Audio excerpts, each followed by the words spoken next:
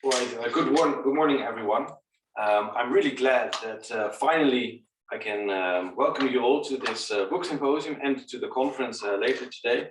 It's my pleasure and honor, and I've been looking forward to this for so long. And of course, it has to be in a hybrid form, unfortunately, but I'm glad it's taking place nonetheless. So thanks so much for joining us, and welcome to all of you. My name is Rick Biels, and I'm a professor at this university. I'm associate professor in the philosophy department and the Faculty of Religion and Theology. And I am the PI, as it's called, of a project named Extreme Beliefs. So I would like to start by sharing a couple of words on the project and on today's book symposium before I give the floor to Chair.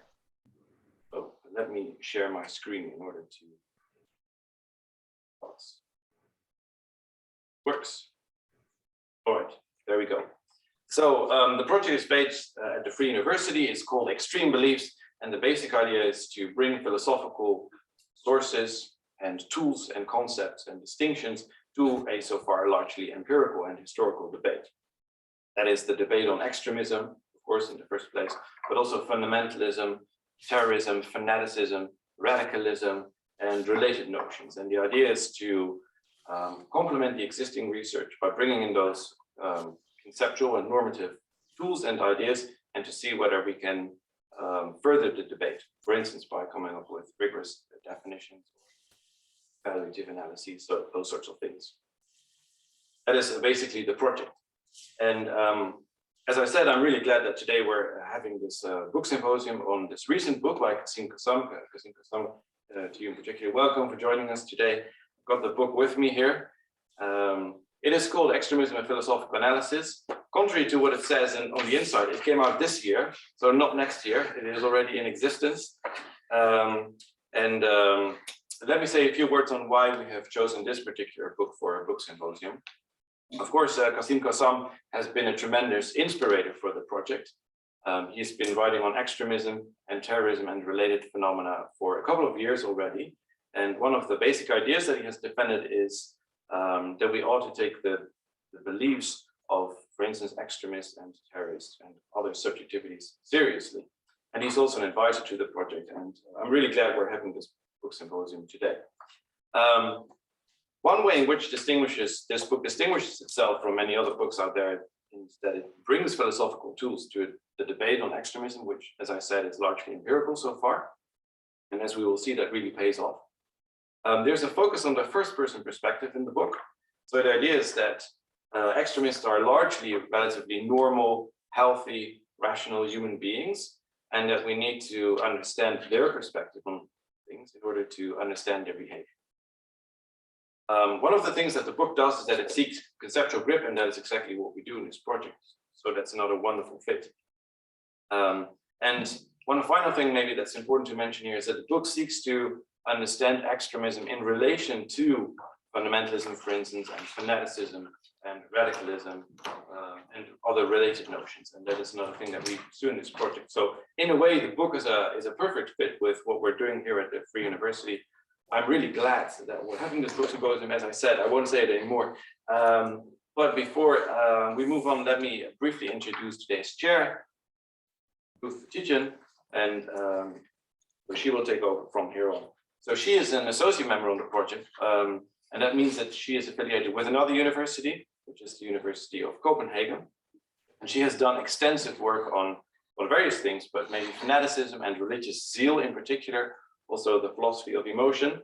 And she is also committed to sharing philosophical insights with a larger audience than just academia. So she's committed to that, and she has done it in the past already. It is a pleasure for me to welcome you, and the floor is yours. I will be moving out from here.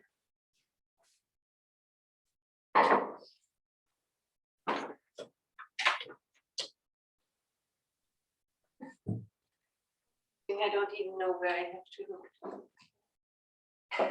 Yeah, I think you have to look everywhere, basically. Good. So a very warm welcome from me as well to our conference, and especially to our book symposium this morning on Cassam's book, Extremism. It's a great honor and pleasure for me to chair this symposium and to lead you through this. As you can see in the program, first we will hear an introduction by Rick Pearce. Then Cassam will introduce his book, and we hear 3 replies by Tahir Abbas, Naomi Klosterboer, and Rick Pearce. After a break, we will come together again for a shared discussion, first among Cassam and the respondents. And then you can join the discussion by raising your questions either here in person, or you can type them in the chat. We will read them out for you, and probably people can also ask them directly. So we start with some more words by Rick on the. No? Those were the words already. So this is all you wanted to say? Yeah, for now, that's all I wanted to say. Great. I'll be Okay, back. fantastic. So I don't even, I mean, maybe some more words on Rick. He's as you heard, the head of this project on extreme beliefs. He has developed a theory of responsible belief, is about to publish a book on ignorance that we are eagerly awaiting to be published next year, hopefully, and is investigating the ethics of religious beliefs and the epistemic responsibilities of universities. So now we're coming to our main speaker, Cassam. Welcome. We are very happy that you're here. I'm delighted to introduce Cassam. He's a professor in the Department of Philosophy at the University of Warwick. His main research interests include epistemology, the philosophy of extremism and terrorism, conspiracy theories, the self and self-knowledge. He's an impressively prolific author, so I will, apart from his book on extremism that all of you, I presume, will have read, only mention 2 other book publications of him, his book on vices of the mind and conspiracy, and another book on conspiracy theories, both published in 2019, that are both also highly relevant to our topic.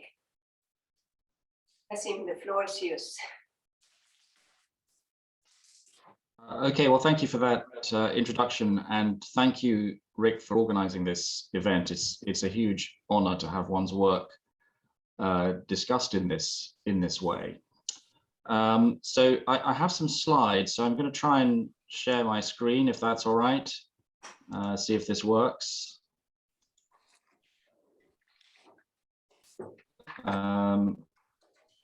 Are you able to see the slides? Yes, we are. Yeah. Okay, good. Right. So when I started writing this book, I came across a story in The Guardian about counter-terrorism police in the UK describing Extinction Rebellion as extremist and falling under the UK's Prevent remit. And this story, I think, perfectly illustrates both the nature and significance of debates about extremism. One thing that emerges from this story, the fact that XR was labeled extremist and XR responded by saying, we're not the extremists, it's the fossil fuel companies who are the extremists. One thing that emerges from this exchange is the complete lack of clarity about what extremism actually is. I mean, bizarrely, the Guardian story describes XR, which is an organization, as an ideology. Presumably it means it subscribes to an extremist ideology, but it's very unclear in what sense Extinction Rebellion's ideology, which is really about the climate emergency, is very unclear in what sense its ideology is extremist, given that XR is a non-violent organization. It's also very clear from this exchange that extremist is used, or is being used here, as a pejorative label. Yet historically, some people have wanted to draw a distinction between good and bad extremism. So the classic example of this is Martin Luther King Jr. in his letter from Birmingham jail, who distinguishes between extremism in a good form and extremism in a bad form.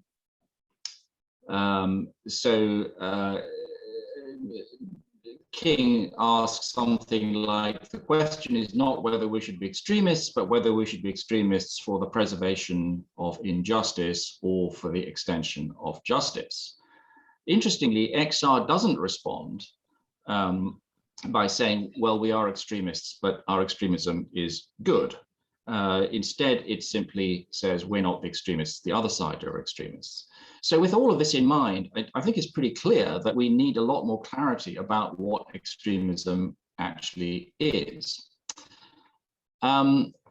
So that's the project of the book. And you can think of the book as attempting to answer three basic questions. So this introduction is for people who haven't read the book. So if you've read the book, this will all be familiar to you. So here are the kind of three basic questions which I try to answer in the book. So the first question, obviously, is what is extremism? I mean, what are we talking about when we talk about extremism or describe certain individuals or groups as extremists? And related to that, how does extremism relate to fanaticism, fundamentalism, and radicalism? So that's one cluster of issues that arises in the course of the book. The second kind of big question in the book is the one that I've just referred to, which is extremism necessarily a bad thing? So here's the Martin Luther King Jr. quote: "The question is not whether we will be extremists, but what kind of extremists we will be. Will we be extremists for the preservation of injustice or for the extension of justice?" So one of the chapters of the book, chapter 6, is really very much about this issue, about whether extremism is necessarily a bad thing. And the last issue that I discuss is how and why do people become radicalized? That is to say, how do they become extremists? And related to that, what are the prospects for counter-radicalization and de-radicalization? So counter-radicalization is about preventing people from becoming extremists in the first place, and de-radicalization is a matter of walking people back from extremism, given that there are already extremists. So these are the kind of three questions that I discuss in the book. So the first 5 chapters are essentially about the first question. Chapter 6 is really an answer to the second question, and the last 2 chapters are about the third question. So that's the structure of the book. So moving on then to the question, what is extremism? So I want to say in the book that extremism isn't just one thing, it's several different things. And I distinguish between 3 basic varieties of extremism. So first of all, there's what I call methods extremism. Methods extremists are individuals or organizations or even states that use or condone the use of extreme methods in pursuit of their political objectives. So this is all about methods. And of course, there's going to be a question about how to understand extreme methods, but that's the basic idea. The second variety of extremism is what I call ideological extremism. So ideological extremists are simply individuals or organizations or states that subscribe to an extremist ideology, whatever that turns out to be. And the third variety of extremism is what I call psychological extremism. So this is the idea of extremism as a state of mind. So psychological extremists have characteristic preoccupations, attitudes, emotions, and ways of thinking that together constitute an extremist mindset. So the basic idea here is that to be an extremist in the psychological sense is to have an extremist mindset, and to have an extremist mindset is to have extremist preoccupations, attitudes, emotions, and ways of thinking. Now, the notion of a mindset is, of course, not new. It was made very prominent some years ago by Carol Dweck. And the notion of an extremist mindset isn't new to me either. That's been around. People have written articles about the so-called militant extremist mindset. So what's new, I think, about my account is not the idea of psychological extremism or the idea of an extremist mindset. What's new, I think, is my account of the precise nature, the components of the extremist mindset. Okay, so that's a map of the book and the way that the different bits of it fit together. So what about methods extremism then? What do we have to say about that? So methods extremism, I think, is a very interesting and neglected topic. So methods extremists are people who use or condone the use of extreme methods in pursuit of their objectives. So the first question, of course, is what counts as an extreme method? So of course, normally when people talk about extreme methods, what they have in mind is terrorism. So this would explain the link between extremism and terrorism. Extremists use extreme methods, that is to say, terrorism, in pursuit of their objectives. So in my discussion of this issue, I make kind of two basic points, I think. The first point is that extreme methods don't have to be violent. There are non-violent extreme methods, and I give the example of the IRA hunger strikes in the 1980s, where several IRA prisoners in jail in Belfast starved themselves to death as a means of attaining a political objective. Now, you can argue about whether self-starvation is or isn't violent, but I'm going to take it that it isn't, and that's an example, therefore, of non-violent extreme methods. On the other hand, I think it's also true that using violence for political ends does not itself make one a methods extremist. Of course, violence has been used for political ends and is constantly being used for political ends, not just by so-called terrorist groups, but of course by governments. Governments use violence for political ends all the time. The Bush administration used violence in pursuit of a political objective in Iraq, the objective of regime change in Iraq. So whether you want to say that using violence for political ends makes one a methods extremist or not depends on the answers to a whole host of further questions. Was the violence employed in a just cause? Was the violence necessary? Was it proportionate? Was it likely to be effective? And various other questions. So I want to argue then that you can't read off from the fact that violence is used for a political objective, that those using violence for a political objective are methods extremists. That it's more complicated than that, because I want to leave room for the idea that in some circumstances, violence might be used for a just cause when it is necessary and proportionate and likely to be effective. And in those circumstances, I would want to say that the use of violence doesn't make one a methods extremist. Okay, so there's a kind of cluster of issues about methods extremism that I discuss in one of the chapters of the book. And I think the thing that emerges from that chapter, just rereading it last night, is that it's complicated. When you start off with the idea of methods extremism, it sounds very straightforward, but when you get into it, you kind of come to see that actually it's an extremely complex question. Moving on to ideological extremism. So an ideological extremist is someone who subscribes to an extremist ideology. And of course, you then get the question of what makes an ideology an extremist ideology. So I think of ideologies as occupying positions in ideological space. And I think of ideological space as having dimensions, and indeed having more than one dimension. So one dimension of ideological space, which we're all familiar with, is the left to right dimension. So you have a spectrum of ideologies that can be arranged along the left to right dimension, and then that gives you a very simple answer to the question, what makes an ideology an extremist ideology? It's extremist just if it's at one or other end of that dimension. However, as I argue in the book, the left to right dimension isn't the only dimension of ideological space. And that's an important point, because if one is trying to classify, for example, the ideology of ISIS or Al-Qaeda as an extremist ideology, it might not be straightforward to determine whether these ideologies are on the extreme right or the extreme left, or neither. I mean, I would say neither, actually.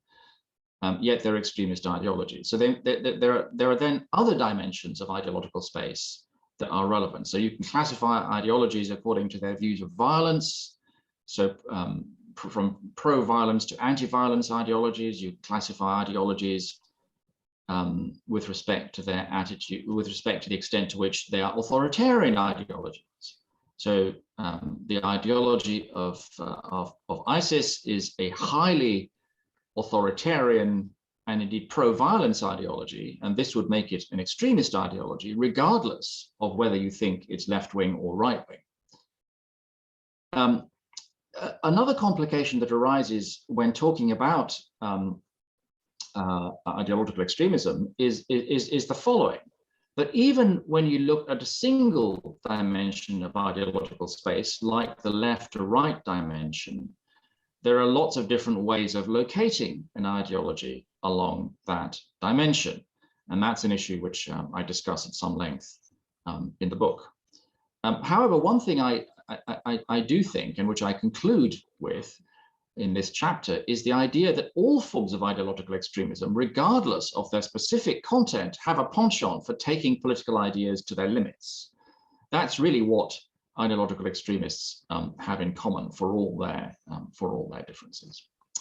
Okay, so moving on then to psychological extremism.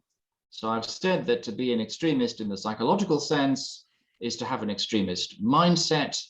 And I've said something already about what I take a mindset to be.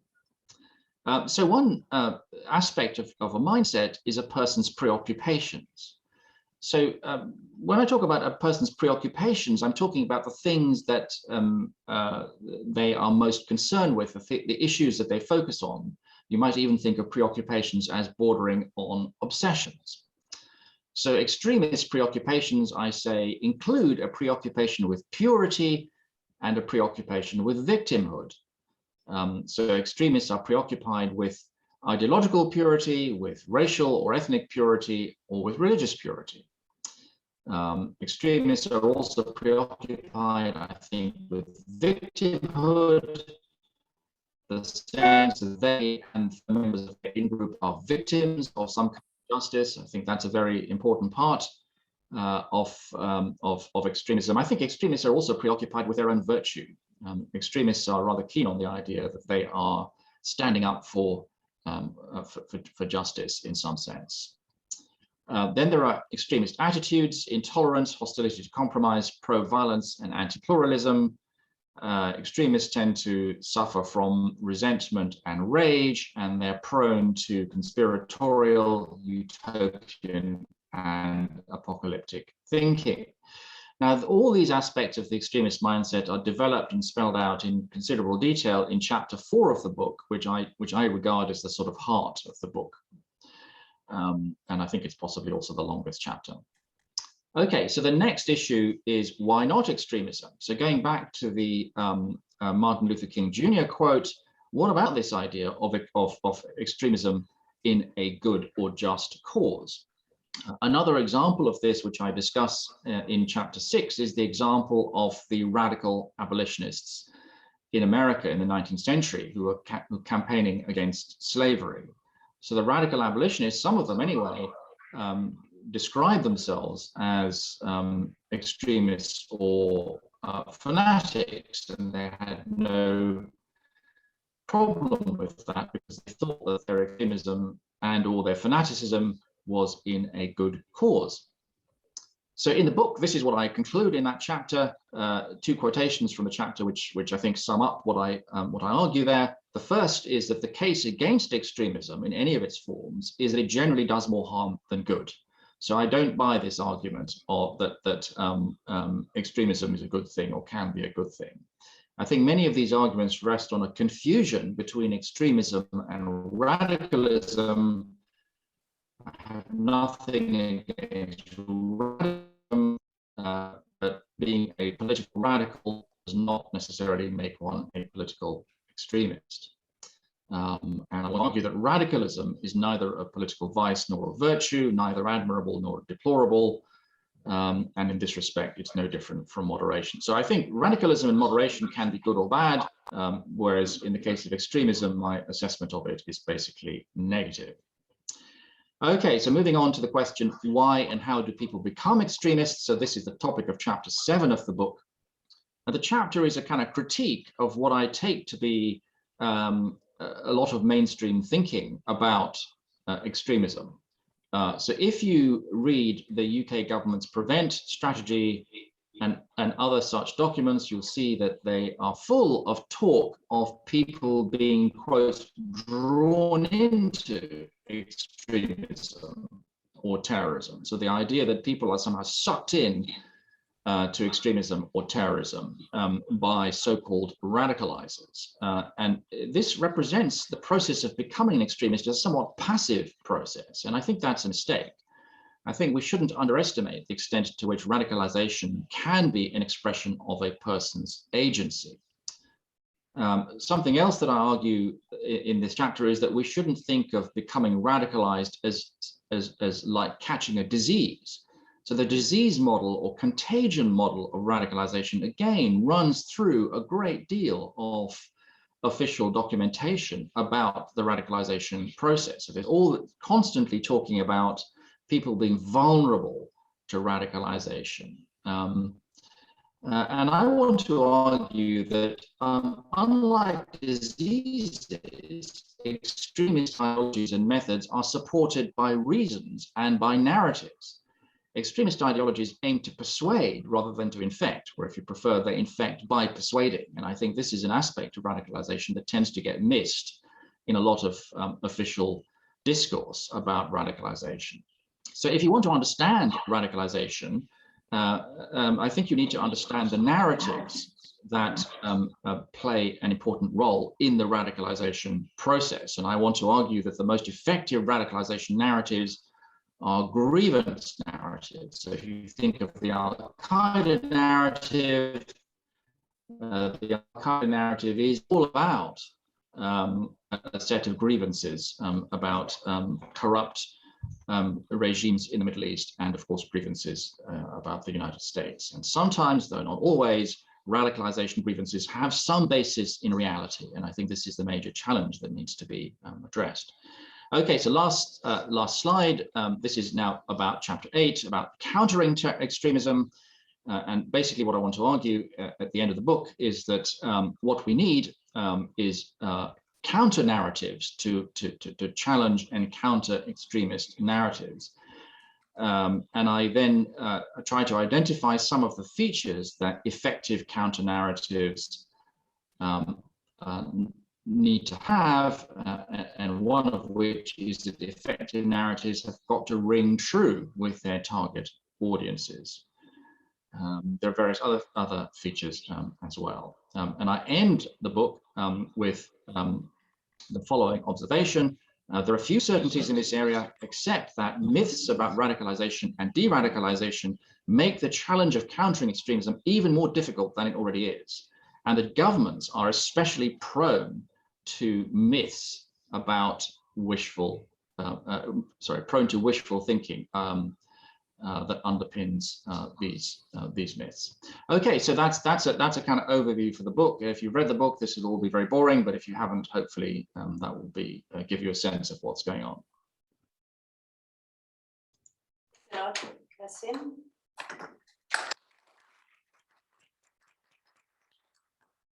Great overview, and I think helpful also for those of us who already read the book to remind us of some of the most interesting and intriguing claims. So we continue with the reply by Tahir Abbas. Tahir is an associate professor in terrorism and political violence at the Institute of Security and Global Affairs at Leiden University. He's working on the intersection of Islamophobia and radicalization, gender and violence, the intergenerational transmission of Islamism and ethnic relations. Welcome to here, and the floor is yours. Thank you very much. First of all, I'd like to say thank you to the conference organizers, in particular Dr. Rick Peels, for the opportunity to read the book and to provide some feedback in relation to some of its contents. Off the bat, I was quite interested in the ways in which different types of extremism were being defined in this book. For example, the distinction between methods, ideological and psychological extremism was a useful framework, as it is a means to work through ideas that are about the application, techniques, as well as mindsets in relation to those that might interest us as extremists. The book explores these themes in detail and discusses the philosophical ramifications of the application in context for all who are interested in its meaning in practice, and in some cases, what can be done to alleviate it in working through these conceptualizations. But what was interesting is in the ways in which there are synergies between all. That is, no extremism exists in a vacuum. There needs to be some contextualization that is important in the establishment of any type of extremism. And of course, we're talking here about violent extremism rather than extremism per se, because it is clear that not all extremism is violent. And so what matters to us as social and philosophical thinkers, as well as those engaged in the policy world, is what to do about the most worrying forms of extremism. That is extremism, which is a threat to our national security. That is a threat to our collective sense of well-being, safety, and cohesion in nations all over the world. Invariably, there are interests in this field at the level of policymakers who are tasked with the urgent need to find solutions to problems that can sometimes be described as wicked. However, part of the problem here is that when attempting to frame extremism as wicked, it requires a certain approach that sometimes absorbs basic human rights in some cases, and certainly can lead to issues of surveillance and securitization, which can create a sense of a problem that is far greater than the reality in practice. The question here becomes one of the need to police extremism, that is, those on the verge of extremism or those who have become violent. But what does this mean for extremism in general? And it is here that we find ourselves engaging in all sorts of discussions around the freedom to express dissent versus how this freedom verges on issues of hate speech that promotes violence. There are also the issues of what one thinks as punishable at the level of the state in relation to what is regarded as extremism. And again, those have the problem of being somewhat compounded by politics, ideology, and the wider practice of the counter-terror state. Here, the question of classification adds further concerns in relation to the detail that can often be overlooked in the context of attempting to find urgent solutions to immediate problems. Therefore, if we go forward with this starting point, we can imagine that extremism itself is not a problem, but a kind of extremism that causes states and members of society to be alarmed because of the risks to wider notions of security. Indeed, if we peel it back even further, extremism is a normative concept. It has little meaning without contextualization. For example, I could considerably describe myself as extremely kind, extremely generous, and extremely open-minded. For others, that might be seen as extremist to the extent that it requires a certain degree of policing if my extremism somehow unfairly disadvantages others, absurdly enough. This is also related to the often misunderstood term radicalization, which in practice has a top-down, state-centric application in relation to identifying trends in society or among individuals that need to be countered or prevented in some way or another. But again, to be radical is perfectly reasonable in any context of secular liberal democracies in Western Europe today, and certainly it has been in the past. We don't have to look too far into history to think about the radical social developments of the 1960s that introduced a liberal hour of race relations, for example, in the UK. We can also talk about the civil rights movement in the USA and the anti-Vietnam protests across Western Europe that mobilized a generation coming of age that had become the prevailing discourse among what is described as the baby boomers. Many of these actions might have been described as extreme or as radical in their times. Thus, what we regard as extremism has to be contextualized. There is no absolute extremist. All extremist truths are relative. After all, today, one man's extremist is another man's countering violent extremist initiative. As the opening chapter of the book elucidates, we give meanings to words that do not have meanings on their own, and this applies to their use in popular discourses, in policymaking, and in academic as well as community circles, where all of these terms, namely extremism, radicalism, or even terrorism, are understood, experienced, and externalized in very different ways. I understand that what we are talking about in this book is of the philosophical approach to appreciating the nature of the concept of extremism. And this is a valuable contribution in the light of so much that goes on to counter it without fully appreciating or understanding it. Invariably, this can lead to more problems than solutions, especially when there are implications for the way in which certain communities are framed as being extremist, and how this labeling has the impact of reifying the relations between the labeler, and the labeled. I'm referring here to the ways in which Muslim minority communities on the whole, especially in Western Europe, get sucked into a wider discourse in relation to Islamophobia that is based on misunderstanding and misdirection, which is largely led by various media and political discourses. Without a doubt, there are some very bad people who need to be put away because they are capable or have done very bad things. But how much of what we understand as extremist in the popular parlance is framed by an Islamophobic perspective on Islam and Muslims that continues to suggest that the problems are within and not without. Labels such as jihadi, takfiri, salafi are used without care or due diligence. Furthermore, those who would seek to counteract this negative labeling can often be labeled as extremist in their own ways, such that they are regarded as part of the problem of extremism itself. The dissenting, critical reaction on the part of Muslims who have faced genuine grievances, whether in the streets and towns of Western Europe or more widely in relation to the Middle East today, for example, in the recent past or more historically over the last 300 years, is dismissed. It therefore confirms another aspect of Islamophobia, which is the automatic dismissal of Muslim criticism. And so with all of these perspectives in mind, namely historical, political, cultural, ideological, policy-oriented, economic, and therefore structural and individual, it is true that the study of extremism needs to be interdisciplinary and multidisciplinary, whether it is through philosophy, sociology, political science, and international relations and beyond.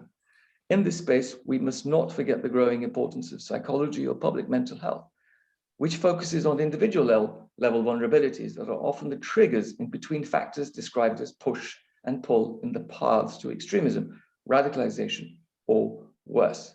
We therefore need to find a language that helps to understand extremism that is fit for purpose. But the questions will always remain. That is, for whose purpose, who benefits, and who loses out.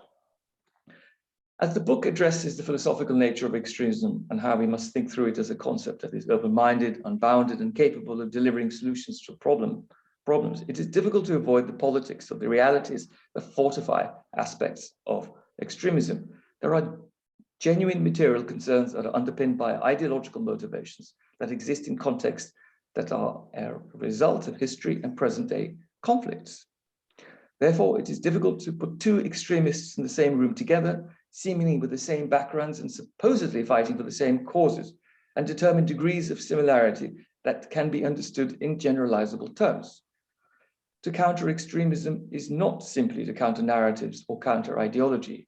In many cases, there are grievances that lead to material challenges for individuals who might be motivated by the need to alleviate general structural disadvantage. And this is where I'd agree with the author, when the argument made is that without dealing with the genuine issues at hand, there will always be some degree of extremism, because some people will always feel dissatisfied with their material outcomes. Society is by nature unequal. As a consequence, divisions are par for the course. And in today's world, polarization divides more than ever, and especially in a space where there is no center ground that holds together a majority consensus that is fit for most.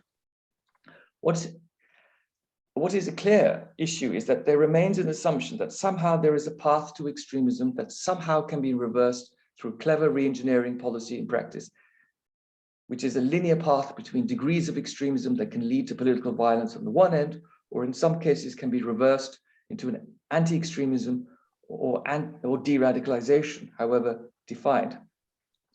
The problem with this approach is that it is linear, presenting a conveyor belt theory that puts people on a path, and that this path can be reworked, people will turn away from extremism. But the mounting evidence on extremism radicalization studies tells us that there is no linear path. There is no consistent explanation. There is no pattern of understanding that fits all. Rather, every individual experience is unique by definition. This is why it is almost impossible to find solutions that are fit for all, and therefore in reality, is that often the world of policymaking takes the easy approach, and this can lead to severe implications. Not only does it dismantle basic concepts of human rights, the social contract, and issues of social and political trust, it also ensures a counter-terror state that introduces legislation first and thinks afterwards. It introduces a system of policing, securitization, and intelligence gathering that cares less for the individual and more for the ideas of protecting the nation state that remains imaginary. It has the effect of widening polarization, which has the impact of introducing new forms of extremism. Unsurprisingly, in some cases, the introduction of countering violent extremism policies has the effect of introducing more violent extremism, particularly when there is a competition among individuals and organizations to position themselves at the top table in pursuit of personal or group gain. This only makes the fringes even angrier, and it only ever widens the violent extremism landscape even further. For certain social thinkers, this amounts to a new form of extremism, but this is often ivory tower thinking, where certain thinkers can be seduced or even co-opted by grand narratives that have their sources in other ideological perspectives, such as exceptionalism or nationalism. Was Donald Trump an extremist? Ongoing investigations into the 6th January events tell us that perhaps these words, however rambled and confusing to the trained ear, were able to motivate and mobilize the disenfranchised and the disillusioned into violent extremism, with conspiracy theories abounding. It is no surprise that those who believe the unbelievable are most likely to believe in conspiracy theories. Is Boris Johnson an extremist for instigating and supporting the withdrawal of the United Kingdom from the European Union? Was it an extremist ideology that was behind that divisive and deeply problematic move? Who gets to decide what happens in these situations? Who gets to punish unaccountable elites, especially when acts of political resistance themselves are surveilled and ultimately punished as extremist by the very institutions of the state that permit the possibility of global leaders of such hue to hold power? This extremism is both at the center and at the periphery at the same time. The fact that extremism exists across all sectors of society suggests that philosophical approaches to understanding extremism provide us with an added dimension. But what remains important is to better understand what we can do about it, first having established that in itself extremism in these contexts is a problem, or is not a problem, as the case may be. All of these are value-laden positions that require specific solutions that can transcend wider concerns around who we are and who we are not as nations that seek to position themselves as special in their own right. And yet extremism transcends borders, not just thinking through the movement of ideas through people on the move, but through the proximity and the immediacy of social media and other digital forms of communication and exchange. Extremism results in real-world problems that require real-world solutions. Here, the tools of philosophy can help us to think through the concepts of extremism so that we can cut through the noise, the heat, the ambiguity that wrestles minds, policymakers, and communities the world over. For this reason alone, this book is a valuable contribution to the ever-growing, or what can only be described as ambiguous extremism studies. Thank you.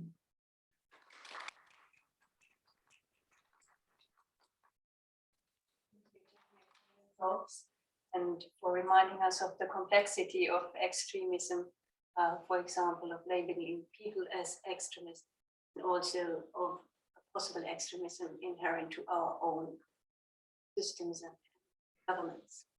So we'll continue by comment by Naomi Klosterbuch. Naomi is a postdoc in the Extreme Beliefs Project and working on human rational capacities, mental agency, and responsibility. In the context of this project, she's researching the question of whether those harboring fundamentalist beliefs can appeal to excuses that mitigate their responsibilities, thereby especially focusing on social factors.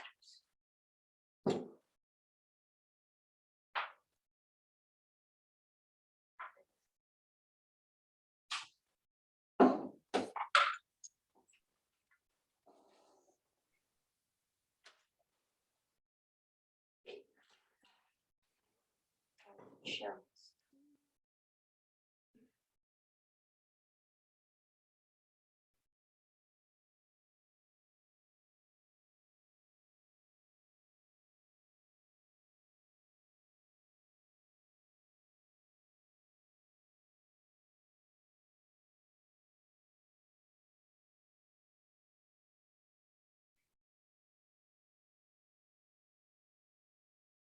Camera. Dus een beetje.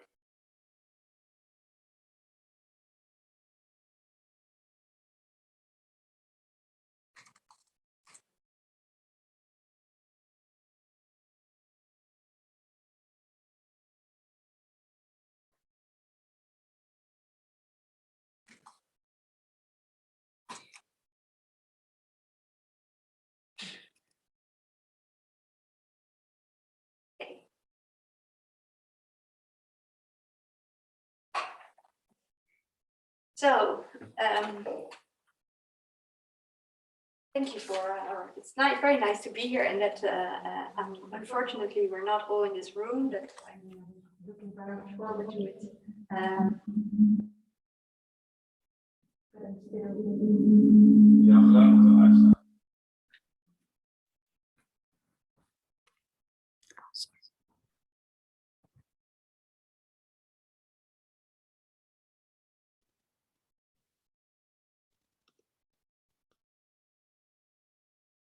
Maak je verder nou.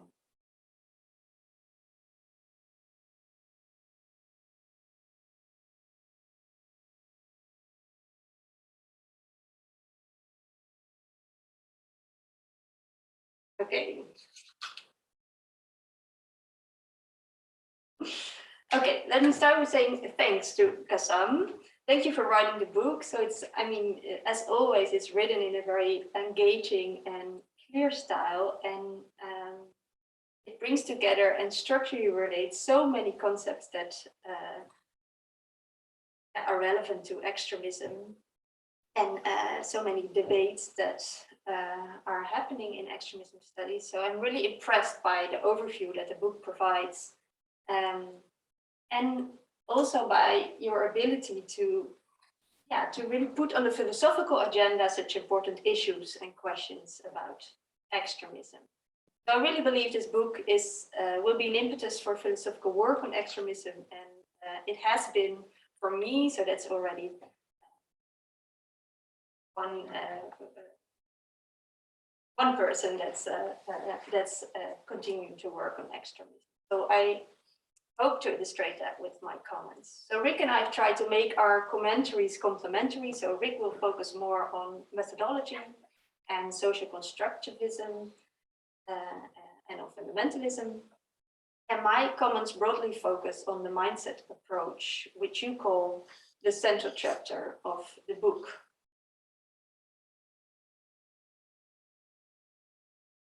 So I will first share some observations and questions. Then by giving some quotes from the book, I will raise a question about the relation between mindsets and narratives and radicalization. Then I will present an alternative proposal, which I call kind of a wild alternative proposal. Wild because I'm nowhere near filling in the details.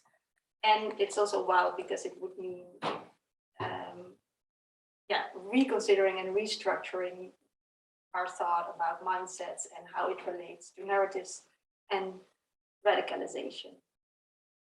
And lastly, if I'm allowed, if there's still time and I'm allowed by our chair, then I also want to give briefly comment on the social dimension of radicalization. So I want to share three observations and questions. So one is, how can external justification be part of mindset? Second is an observation about individual diversity in social movements. And the third is a question about the source of the different elements in the mindset. Okay, so I tried to make a table to capture kind of the extremist mindset, and so this is what came out.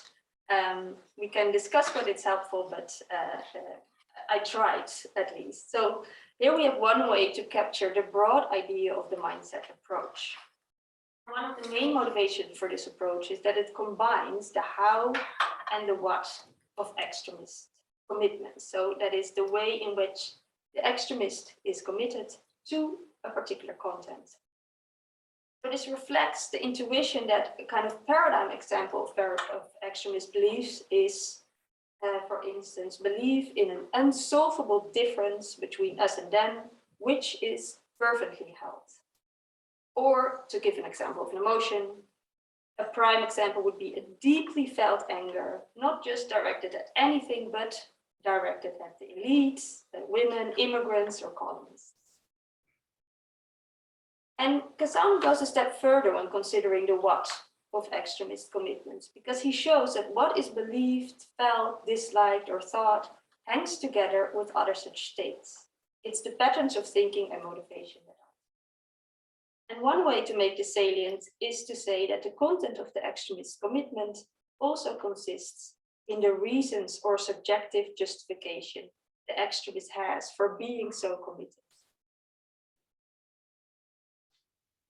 So far, so good. And here on the far right of the table, you can also see that I included external justification or objective justification in the picture. And the question here is not whether, say, the extremists sees themselves as a victim of persecution, but whether from an external third person or objective perspective, they are in fact persecuted or only imagined. And including this in the mindset approach raised for me a lot of questions. So I see that such an external perspective is relevant for determining which individuals or social movements are extremist and which aren't. And it also helps to understand that labeling someone extremist is partly determined by political realities and mainstream thinking. So for instance, an advocate for women's suffrage in the 19th century was labeled an extremist, where we would now label someone an extremist who advocates against women's suffrage. So this helps to understand that such labels might change over time and change in different contexts. As such, it's key to understand that labeling someone or a social movement extremist is always a political move. And this includes, I think, also the dangers that Tahir Abbas just addressed. But even if I agree that external justification must be an essential part of an account of extremism, I don't see how it can be part of someone's mindset.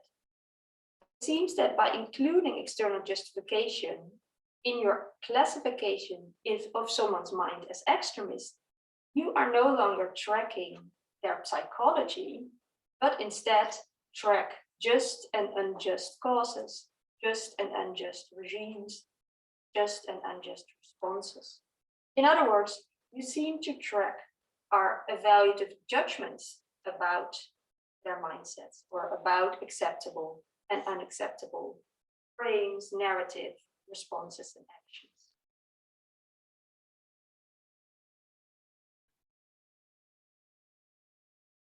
So here's the second observation: individual diversity in social movements.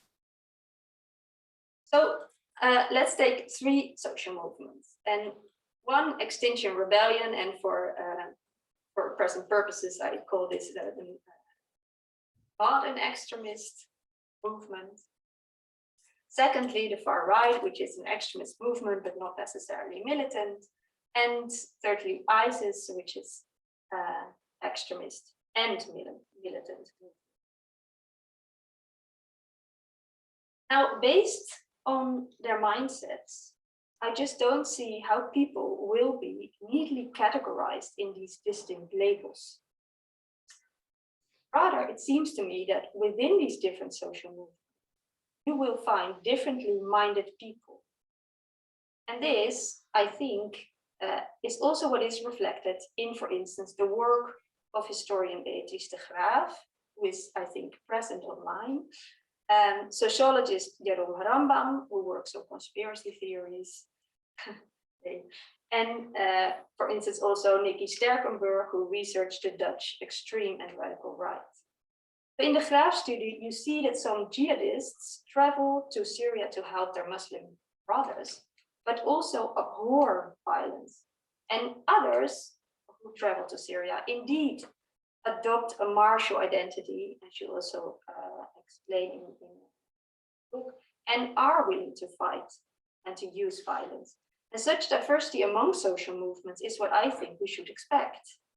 Because some members of Extinction Rebellion will be mere activists, others might have or will, others will be, for instance, fanatics, and some will write opinion pieces and others will go to the barricades. And perhaps even some will develop a martial identity and be a potential terrorist. So I think the distribution of mindsets will not follow social movement categories, or and so there will be mindset diversity among social. And when I was thinking about this, so the implication, I think, of this is that it raises the question how to relate the mindset approach to categorization of social movements as extremist, but also that apparently one can be an extremist by just being a member of an extremist group, or in the nature of one's commitments, or both. And I think it would be nice if our model of extremism, our account of extremism, would allow room for this, or give us tools to understand this. Now, the third observation. So I think the different elements of the mindset seem to have different sources. And for me, if calling them all or lumping them together as a mindset, as if it's a coherent whole, perhaps seems to obscure it rather than illuminate it. So I think the elements might reflect the person's situation or imagined situation. So you can think of anger at multicultural society, or the elements might reflect the person's capacities and vulnerabilities. So for instance, that someone is becoming inappropriately angry can be due to diminished emotional development or due to priorly experienced trauma. But the elements might also reflect the person's social identity or narratives they use to make sense of their situation. So if we think about the incels, their anger at feminazis, or using a narrative of superiority and inferiority. And I don't see how calling this a mindset helps us understand these different sources. And so this raises also the question, I think, whether we want our definition of extremism give us tools to understand how people radicalize or how we could counter their radicalization. Because I think the source of these different elements is exactly what needs to be addressed in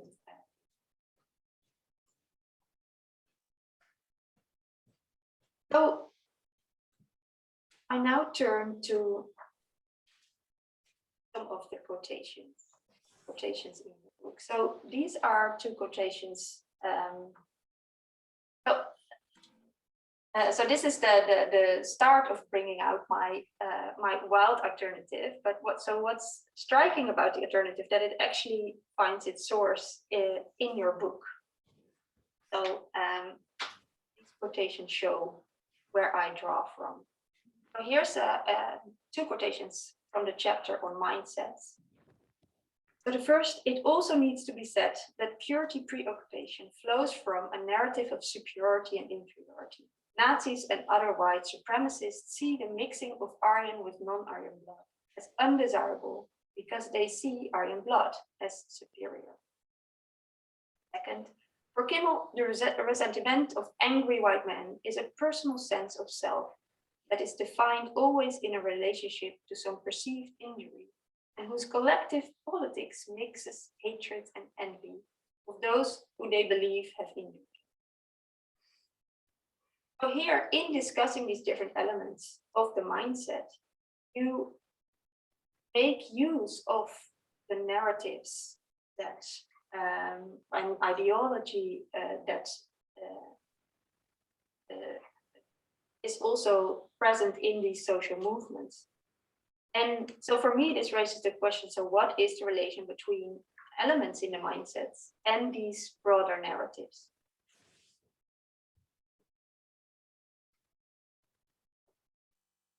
And here is the first two are quotations from the chapter on radicalization. So the idea that cognitive radicalization causes psychological radicalization is not at all far-fetched. Cognitive radicalization consists in the adoption of an extremist ideology, and many such ideologies promote precisely the preoccupation, attitudes, and thinking styles that add up to an extremist mindset. There's no logical or temporal priority to speak of because the relationship between the different forms of radicalization is symbiotic, or to put it another way, a relationship of mutual dependence. And maybe the shorter version is extremist ideologies might appeal to people who have an extremist mindset, but the extremist mindset is also partly a product of ideology. So here, what's not so clear is when an extremist mindset can be cause and when it's a consequence. So what the extremist mindset is doing here, and so it raises the question what the relation is between mindset, ideology, and radicalization. And lastly, the last quotation is from the last chapter on countering extremism. So extremism is always underpinned by narrative, a narrative of purity, humiliation, virtue, or any number of other preoccupations that figure in the extremist mindset. So what is the relation between mindset, narrative, radicalization, and ideology? So this was the start for coming up with an alternative. And so what I didn't, I don't think, or I didn't see it, maybe I missed it, but so I didn't see a reflection on the relation between mindsets and narratives in the book. So perhaps you think they are partly overlapping terms, or so this is a question about how you think about it. And so in the last chapter, you adopt Friedman's conception of a strategic narrative, and then on the next page, I think you pin down what you think is most important about narratives, namely that they have a sense-making role. And it provides those to whom the sense-making narrative is directed with the clear sense that what was previously opaque is now comprehensible. It provides them with a framework for understanding their predicament in a way that matches with their experience. So for me, this is paving a way for an alternative, because it seems that a distinction between narratives and some of the elements that you discussed in a mindset approach is kind of fabricated precisely because the narratives of the extremist narratives are narratives in terms of purity, humiliation, virtue, superiority, inferiority, the evil other, of the necessity of violence or creative destruction. And so it seems that it's not the individual mind that independently of any existing extremist narratives becomes preoccupied with purity. Rather, the preoccupation with purity is an essential part of extremist narratives, and endorsing such narratives will make one preoccupied. So I'm wondering how far you are willing to go along with the following alternative. So the starting point for thinking about this alternative is extremist ideologies. So these ideologies are characterized not by their position in ideological space, but by the narratives that underpin them. So I think that your book actually provides plenty of material for giving this different characterization of what an extremist ideology is. Especially the things you discuss under the heading of the preoccupations and attitudes, but also the themes that are discussed under the heading of the ways of thinking. So again, these are the narratives of purity and virtue, and these preoccupations and attitudes. And obviously, often these narratives are embedded in social movements. Now, secondly, second part of the wild alternative is one's way of relating to such narratives, of being committed to them. And that's what makes an individual an extremist. But there are different ways of being committed. Someone might make sense of some parts of their lived experience through extremist narratives and adopt extremist ideology, but at the same time just lives a fulfilling life that they would never give up. So maybe we can call such a person moderately committed or merely speculatively committed. One can also be committed wholeheartedly, needing the narratives to sustain meaning in one's life and a positive self-image. Or one can be committed fanatically, being both cognitively and affectively immersed in the narrative. Another option is to be committed monomanically, only being able to pay attention to the narratives and what they are about. And lastly, one can be committed militantly, ready to use violence. I'm sure there are other options here too, and that different combinations are also possible. So I'm not being comprehensive, but it's just, yeah. I think we can make sense of this individual diversity by referring to these different kinds of commitment to a narrative. And then the third part of the alternative is the reason to commit. So there's the question of why an individual commits to an extremist narrative. So this is a question about what makes extremist narratives appealing or convincing to someone. If we indeed understand narratives as making sense of a person's situation in a way that matches with their lived experience, the most important factor here seems their lived experience. And this could be a grievance, as the grievance model. Or perhaps a sense of powerlessness in face of political events and directions or other things. But one can also think about being part of a group and the group dynamics and the social context that one finds oneself. So I'm sure the picture can be made more complex, for instance, if we also consider the role of one's self-conception, or if we were to consider how certain narratives and certain kinds of commitments dovetail with one another. And yeah, many more details need to be worked out. But for now, I want to highlight some implications.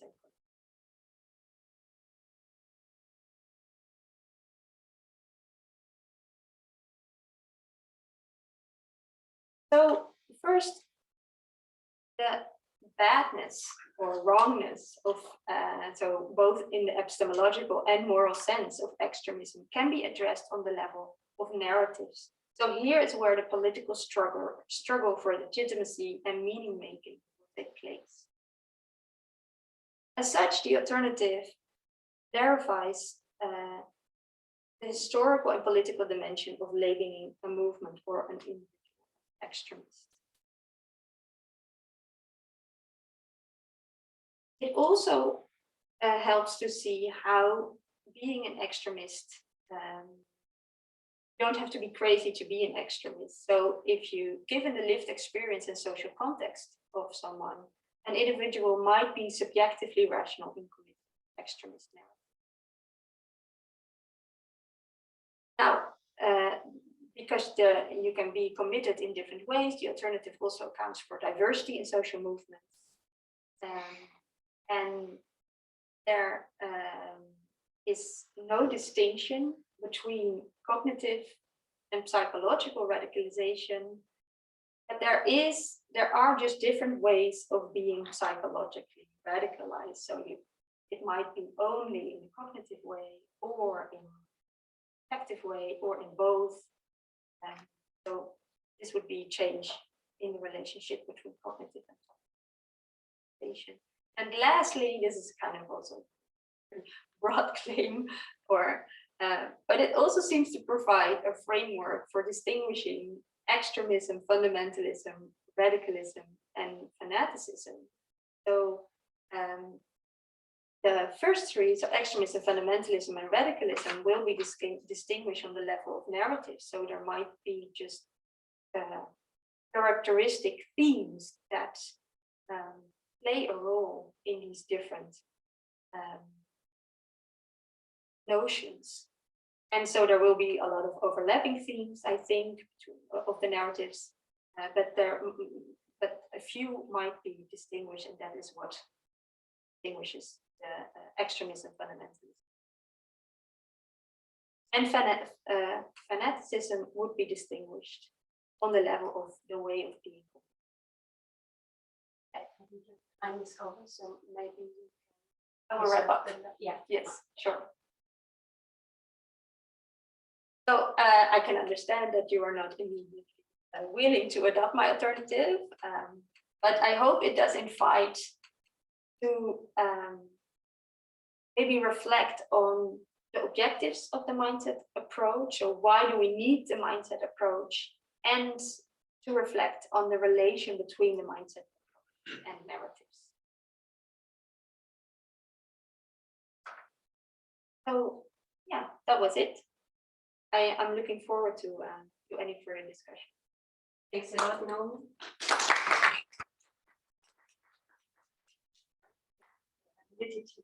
Your criticism, and also for sketching your wide alternative approach centering around narratives. The last reply is by Rick Pierce, and given that I already introduced him, we can start right ahead. All right, thank you so much.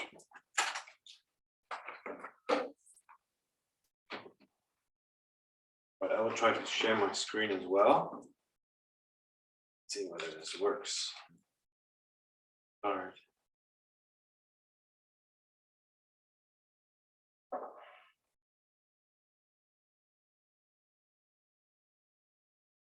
This works for you, right? Yeah. Okay. All right. Thank you. Thank you for giving me the floor. I would like to start by making a few comments on the book, commenting on things that I really liked about the book, things that struck me as valuable, and then I will slowly move in the direction of some more critical comments. Kind of the setup of my. So, yes.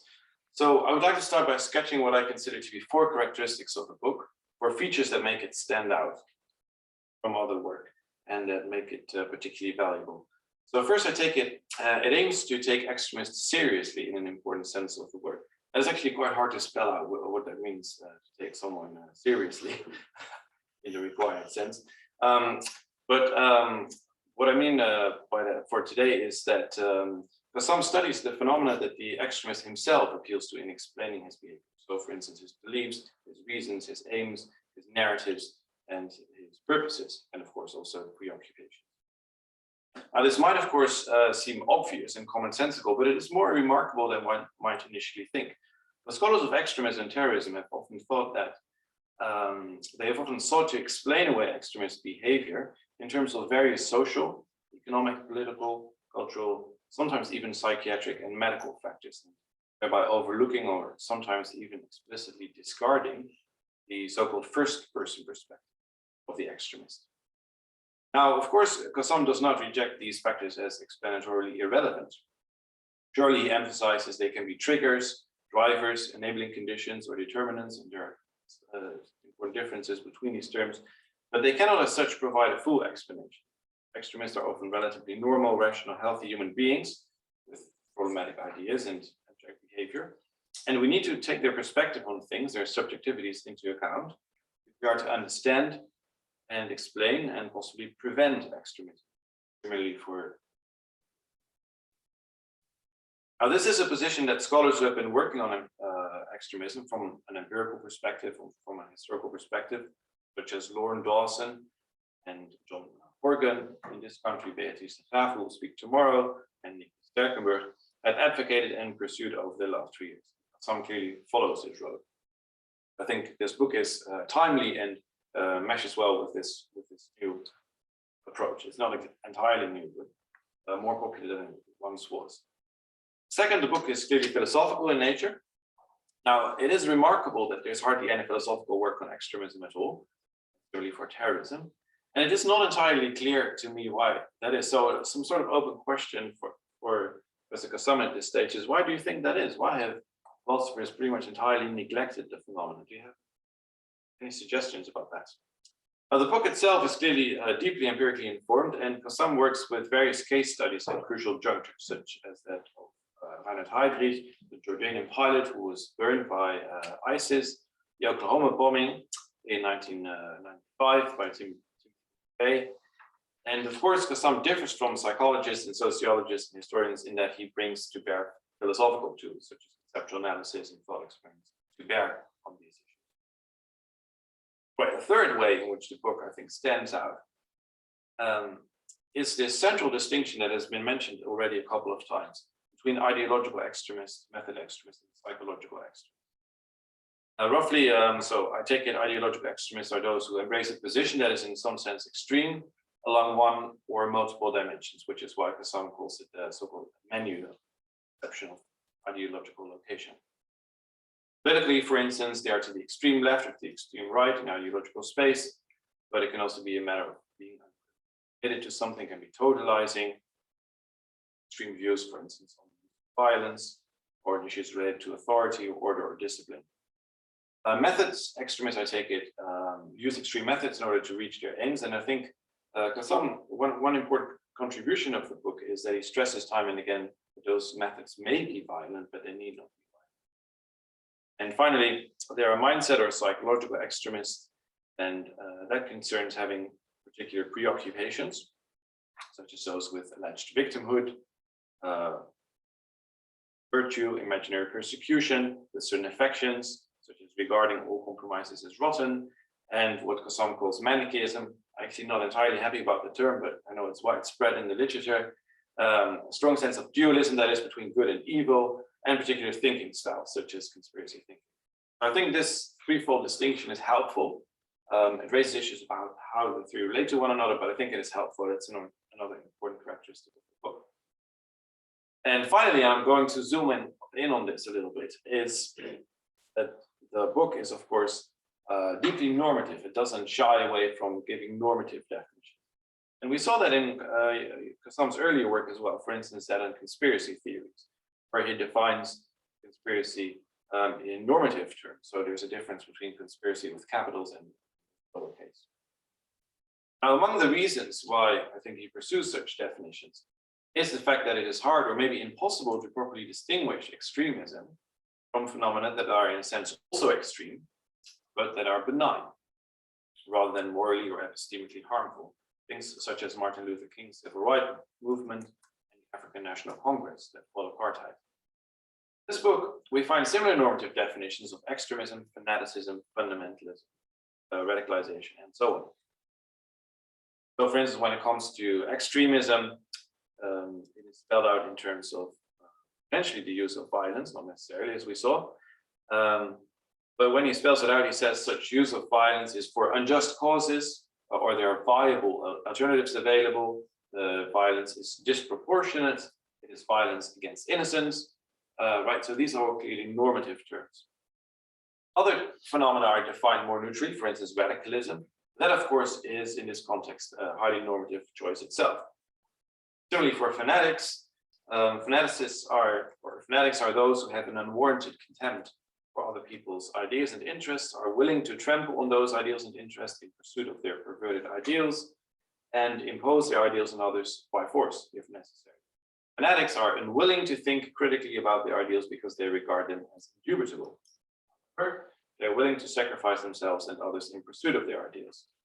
Page 132.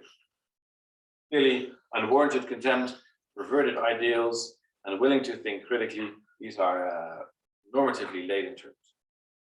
All right. Now, about these definitions, I think we need such definitions because there is much confusion in the literature on how we understand each of these notions. And it also is not just important for theoretical purposes, it also is important for more practical purposes. So making a difference to the public debate and to policy issues. I think the example of Extinction Rebellion was already mentioned. It was, looks like, wrongly classified as an extremist movement by the British government or the British counterterrorism police 2020. So really having a proper definition matters. But now we get to the slightly more critical comments. Because these definitions that have a normative component also raise some questions or worries. A first one I had was, to what extent do we need normative components for all parts of these definitions? So Cassam talks about, you talk about, for instance, imaginary persecution or an unjustified experience of humiliation, or an unwarranted preoccupation, things like that, right? And I wondered, couldn't it be the case, for instance, that one, as an extremist, feels humiliated, and that is actually correct. One is humiliated, or one feels persecuted, and one is actually persecuted. It's only that one's response to that persecution or to that humiliation is wrong in various ways. So my first question would be, aren't your definitions too normative in the sense that they sometimes have components that need not be normative? Right? So persecution or the feeling of persecution can be justified simply for humiliation. So the second question I had here was had to do with operationalization. So I do highly value bringing philosophical tools to the table, but I'm slightly worried that if these definitions are highly normative, it is not exactly clear how they can be used in quantitative and qualitative work. So how do we translate, for instance, definitions in terms of unwarranted preoccupations to definitions that can be used to measure to what extent people are experiencing? So I find it a little troubling, but maybe you do have ideas on that. The third way that has to do with normativity and closely related to the second one is that I take it that definitions are always definitions for particular purposes. So if you don't want them to be operationalizable, exactly what are the purposes of these definitions? So they give us a better grip, but do they have further purposes in addition to that? And I would like to expand on this by providing a few methodological concerns that I have. In the book, there is not that much. There is a bit, but there's not that much by way of explicit methodological exposition of how you go about in seeking definitions of crucial terms. This is not to deny that you make some comments about how one should go about seeking analyses of extremism and related phenomena. On page 88, for instance, you say that armchair reflection of the kind favored by many philosophers cannot on its own uncover the nature of the extremist mindset. Philosophical claims about extremism require empirical support, including studies such as the ones that have just been cited, end quote. I think you're quite right there. But apart from such incidental remarks, there's not that much by way of little systematic methodological exposition. In some cases, you take a particular example and assume that that is a paradigm case, as for instance, Heinrich for fanaticism or the Khmer Rouge for extremism. And I find this somewhat problematic because sometimes I just don't share that particular intuition.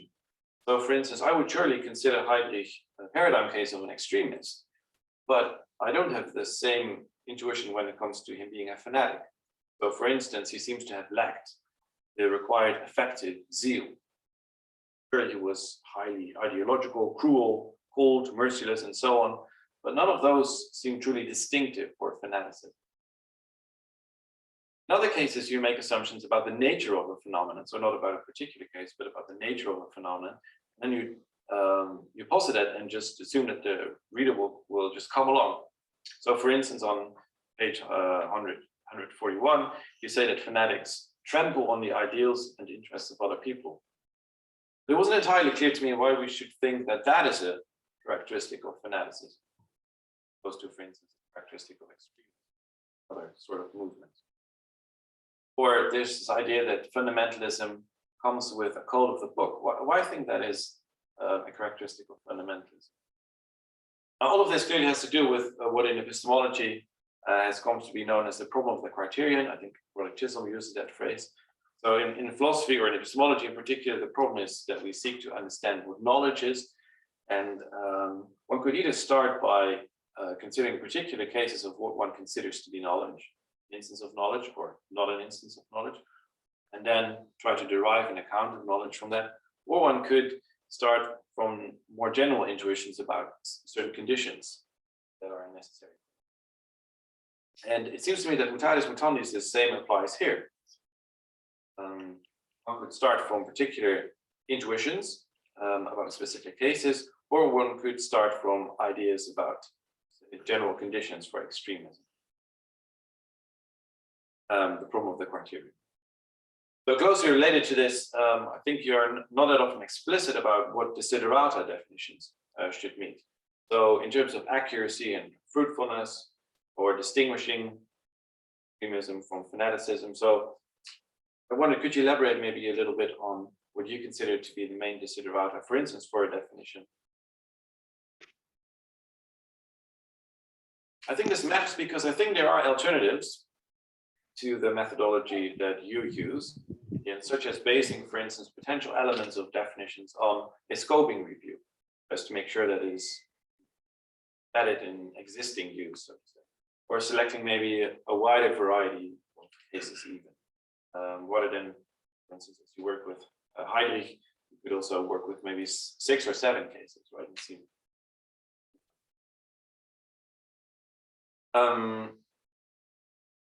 Let me see. It seems to me that Cassam's analyses provide important insights, particularly into phenomena that are often overlooked in the literature, such as extremist preoccupations. I think that is really an important insight in the book. Yet after reading the book, I was left wondering exactly how these analyses are useful theoretically and practically. I mean, there are various junctures at which you explain that a little bit, but it left me wondering on a couple of issues. They do give us a better grip on various phenomena. But exactly what theoretical problems in the literature do they solve? What new and interesting avenues of research do they open? What do they mean for how these terms have been operationalized so far? And measuring these phenomena in empirical studies. What do they mean? I would particularly like it if you could elaborate on this. What do they mean for integrating first person and third person explanations of extremism? How do they help to maybe predict or prevent extremism? So those are a couple of things. I'm sure there is a lot to tell there, but I wonder whether you could elaborate a bit on that. Final few comments I would like to make, and then I think it's time to wrap up, concern the relation between extremism and fundamentalism.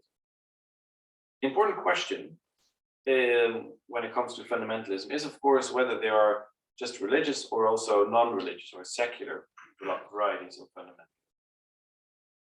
So there's, of course, Protestant fundamentalism, as the term was first used. Right. So there was, of course, Protestant fundamentalism. That was the first use of the term in the early 20th century, but in the course of time, the term came to be used ever increasing wider variety. So it came to be applied to Salafi jihadism, to Hindu ethno-nationalism, but nowadays also to neo-Nazism, for instance, extreme environmentalism, market fundamentalism, and so on. And that, of course, raises the issue of what the former boundaries of the concept of fundamentalism are. Now, I think you rightly point out that the code of the text is particularly important for some kinds of fundamentalism, particularly for the original kind of fundamentalism. So, evangelical American early 20th century fundamentalism, which rejected evolutionary theory and sought an infallible source in Holy Scriptures. And I think that is right. That is an important property of this first and maybe most important variety of fundamentalism. But you may rightly wonder, why should we think that it is a necessary property of all kinds of fundamentalism? I think nowadays it's quite common in the literature on fundamentalism to approach it as a family resemblance concept. But the idea is that fundamentalism has many different kinds of stereotypical properties, and if a particular movement has enough of them, it thereby qualifies as fundamentalist, even if it does not have all of them.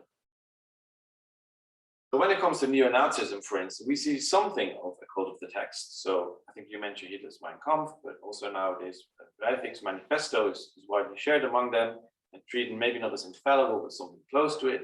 But even if that were not the case, one might wonder, how should that disqualify these movements as being fundamentalist, right? Because they might still meet these other stereotypical properties or exemplify them.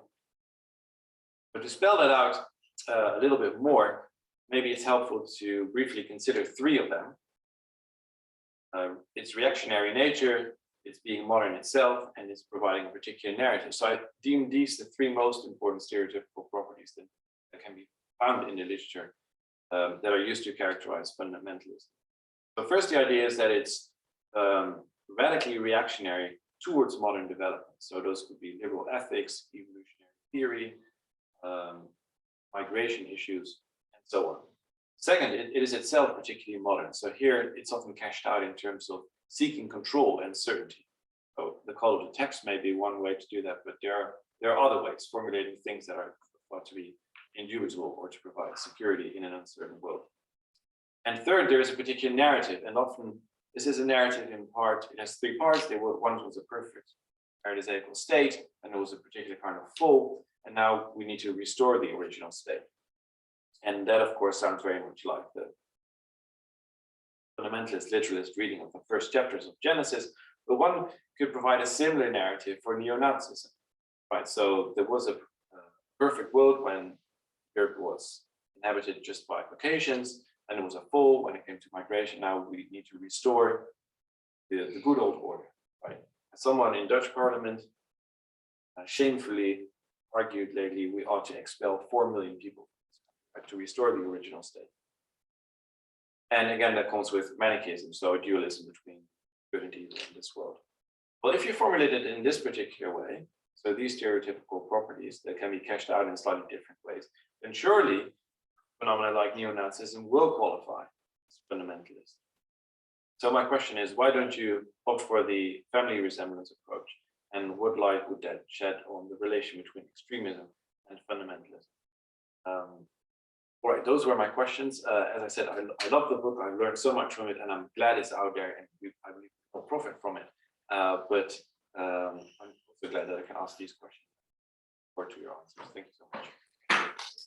Sorry, I don't know what the problem is. My camera is still not working. Should I just go ahead anyway?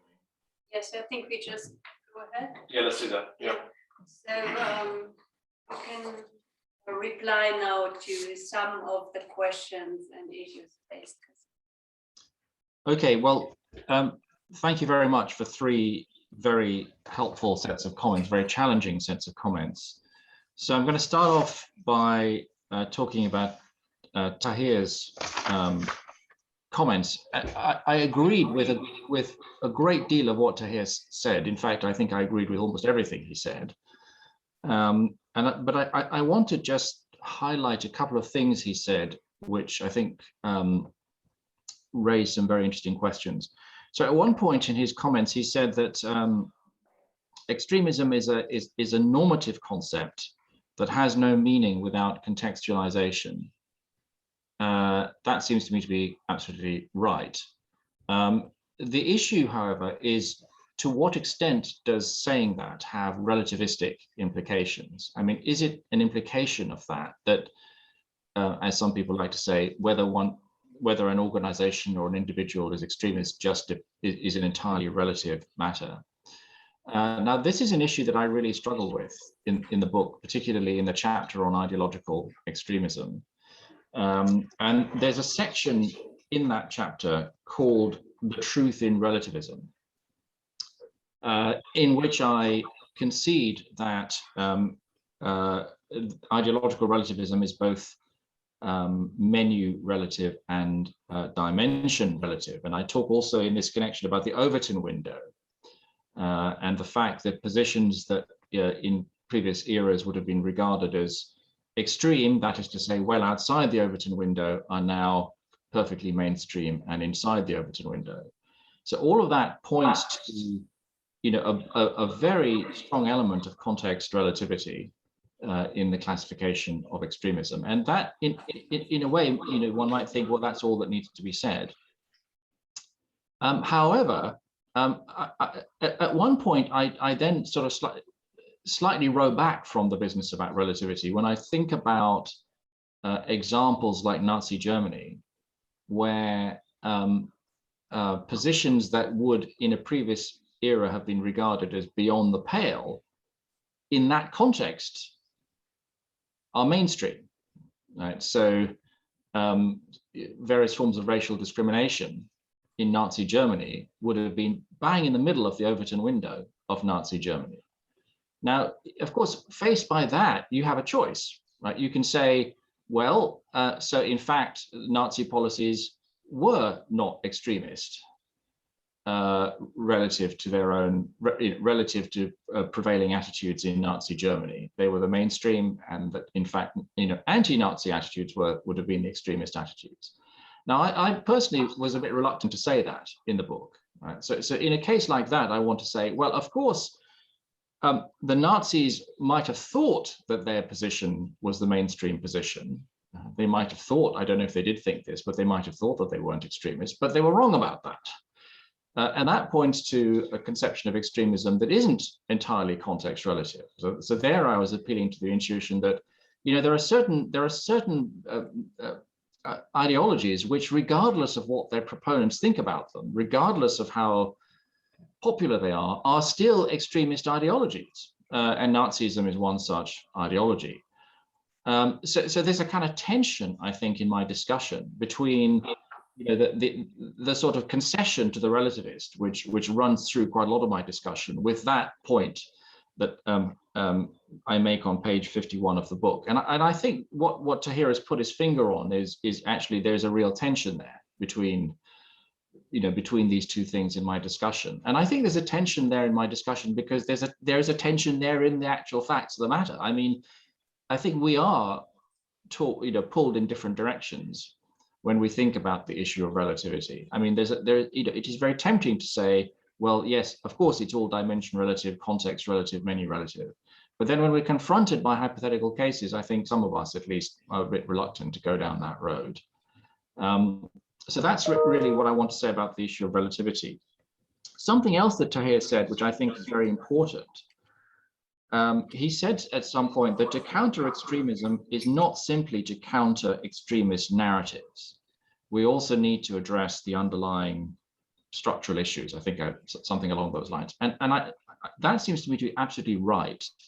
And I think it's a point that I make in the book, but don't really pay enough attention to. I don't really highlight it sufficiently. And I'm grateful to Tahir for picking up on that, and it's sort of giving me an opportunity to highlight the point. So in fact, on page 213 of the book, which is the last chapter of the countering extremism chapter, I say that I talk about the ANC, and I say that in this and in many other similar cases, the extremist narrative is undermined by policy changes and not just by counter narratives. Right? So the thought was that now counter narratives are not enough. Right? So if extremist narratives, for example, are picking up on actual genuine grievances, then you're not going to be able to deal with these extremist narratives just by producing a counter narrative. Right? It looks as though you're actually going to need to address the grievances, and that might require changes in what governments actually do. And I think that's a very important point. I think it's a mistake to go away from this chapter thinking, well, what governments need to do is just come up with sexy counter narratives, and if we can do that, then everything will be fine. I mean, I think sexy counter narratives are a good start, but they're not nearly enough for reasons that Tahir said, right? Which is that we're dealing with the facts on the ground, right? And to the extent that extremists are responding to facts on the ground, we need to do the same thing. And I think that's a very important observation. I think there are many other things that Tahir said, which I think are worth emphasizing. I think he placed great emphasis on the way in which flawed counterterrorism and counter-extremist policies actually worsen the problem of extremism, don't alleviate it. In particular, the securitizing of Muslim communities is a huge, a huge problem. And I think these are all very important points of practical policy that need to be taken on board. And I'm grateful to Tahir for making these points. Okay, so now I want to move on to Naomi's comments. So she starts by raising a kind of very interesting question, actually, which is the question, how can external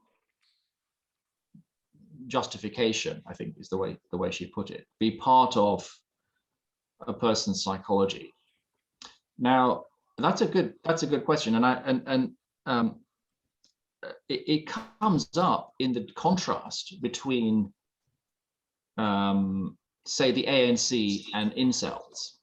Right? So the ANC were preoccupied with their persecution under apartheid, and just as incels are preoccupied with their persecution by men, let's say. Sorry, yes, by women rather. Incels are preoccupied with their persecution by women. So they both have a preoccupation with persecution, but I say in the book, well, in the case of the ANC, I don't want to say that makes their preoccupation an extremist preoccupation. Why not? Because they were actually being persecuted.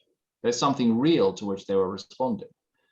And in the case of the incels, I want to say that their preoccupation with persecution does make them their mindset an extremist mindset, because what they suffer from are fantasies of persecution, not real persecution.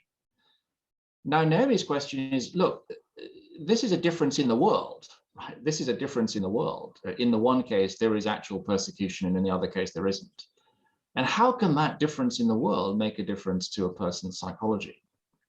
Now, of course, in philosophy, there is, of course, externalism, a position in the philosophy of mind, which precisely is the view that differences in the world make differences to the mind. Right? So the externalists think that what you can think depends upon how the world is. Right? That's one formulation of externalism. And I think that what Naomi is really very interestingly brought out is something that I hadn't really kind of focused on, but which when she said it, struck me as true, which is that my position is an externalist position to that extent. And I think I would want to be an unapologetic externalist, because it seems to me that actually differences in the world, differences in, so the answer to the question, are these people responding to real persecution? I think that actually is relevant to how we classify their states of mind, right? And that's just externalism in the philosophy of mind. So the alternative is to say, look, as far as their mindsets are concerned, there's no difference between the incels and the ANC. The difference is in how they respond to their feelings of persecution.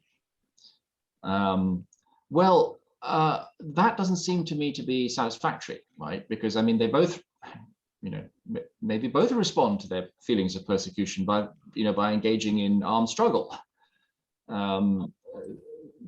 But in the one case, I'd want to say, well, look, the armed struggle of the ANC was responding to something real, and that is relevant to how we think about their state of mind as compared with incels who are responding to something that's not real. So I think my answer to Naomi's first question is yes. I think that I am taking it that external factors play a role in a person's psychology, and I take that to be a kind of externalist implication of my account. She then went on to ask how the mindset approach relates to the categorization of social movements. And I think on that point, she's right that it's very hard to see how it does that. I mean, if you think of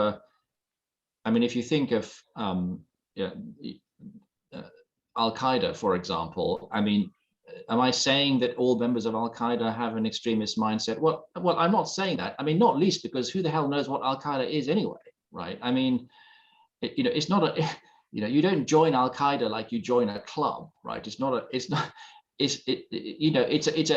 a highly decentralized, distributed network with people claiming to act on behalf of Al-Qaeda who have no connection at all with Al-Qaeda Central, assuming that there even is such a thing as Al-Qaeda Central. So to talk about the mindset of a social movement like that is, I think, going to be completely inaccurate. So I think the implication of this question is that if you're going to talk about social movements, I think at that level of generality, I think you can talk about methods and you can talk about ideologies. It's not so clear that you can talk about the mindset of a social movement as distinct from the mindsets of people who are part of the social movement. And of course, those mindsets can be very different. Moving on to the next thing that Naomi talked about, which is the relationship between mindsets and narratives. And she quoted me as saying somewhere that extremism is always underpinned by a narrative. So that is the answer that I give to the question, how are the two things related?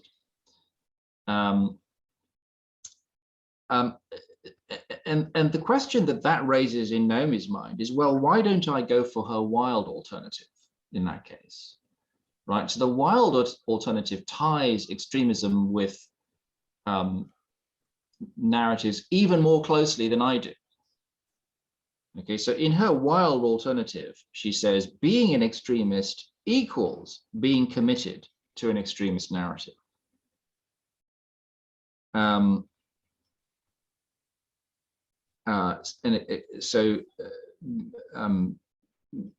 Extremist ideologies on this view are basically equivalent to extremist narratives of purity and victimhood and so on.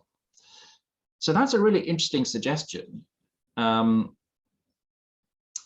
I guess that I prefer my formulation to hers for the following reason. I mean, if somebody who reads about, if you read about the Khmer Rouge in Cambodia, right, I mean, they were extremists, right? On any view of extremism, they were extremists. If I were pressed to say, well, okay, so in what sense were they extremists? I'd want to say, well, their ideology was an ideology of, it was an ultra-leftist ideology that they subscribed to. And they used extreme methods in pursuit of that ultra-leftist ideology.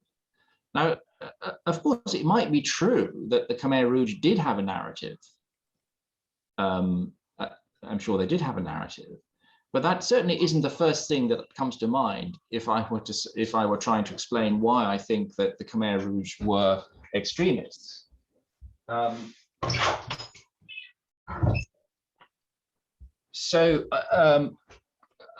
think it's more natural to think of their extremism in terms of the location of their ideology on an ideological spectrum, plus the methods that they use to enforce their ideology. I mean, no doubt there is an extremist narrative there. I mean, no doubt, the Khmer Rouge had an extremist narrative of some sort or another, but it's not obvious to me that that's the sort of core conception of extremism that one should be operating with, that being an extremist is being committed to an extremist narrative. So I think it's better to say being an extremist is having using extreme methods or having an extremist ideology, and of course in both cases extremism will be underpinned by some kind of extremist narrative. So maybe the difference between what Naomi is suggesting and what I'm suggesting is, maybe in the end is not very significant. I mean, we both think that narratives are important. And that seems to be right, and I think that's the research program here is the program of trying to understand better the nature of extremist narratives, and in particular trying to understand why they are so effective, why are they so compelling? I mean, why are people taken in by these extremist narratives? That I think is a serious project of research for anyone who's interested in extremism, regardless of whether you think of the link between extremism and narratives in Naomi's way or in my way. I don't think there's a huge difference there. Okay, so now I want to move on to Rick's comments and questions. He started off with a very generous summary of all the good things in the book, which I was delighted to hear. I mean, I always have a problem with books my own books, that there's a period, usually about 6 months to a year after the book came out, when I just think, what a load of crap. and then then after, at some point, I kind of start to think, well, maybe it wasn't so bad. So I'm at a sort of, this is exactly the point where I need somebody to tell me that this is actually, a worthwhile project. Okay, so then moving on to the substantive questions that Rick asked, and these are bloody difficult questions to which I don't really have, I think, very compelling answers, but I'll have a go at saying something. So, so he read out various passages in the book which really hammered home the point that a lot of my discussion is highly normative.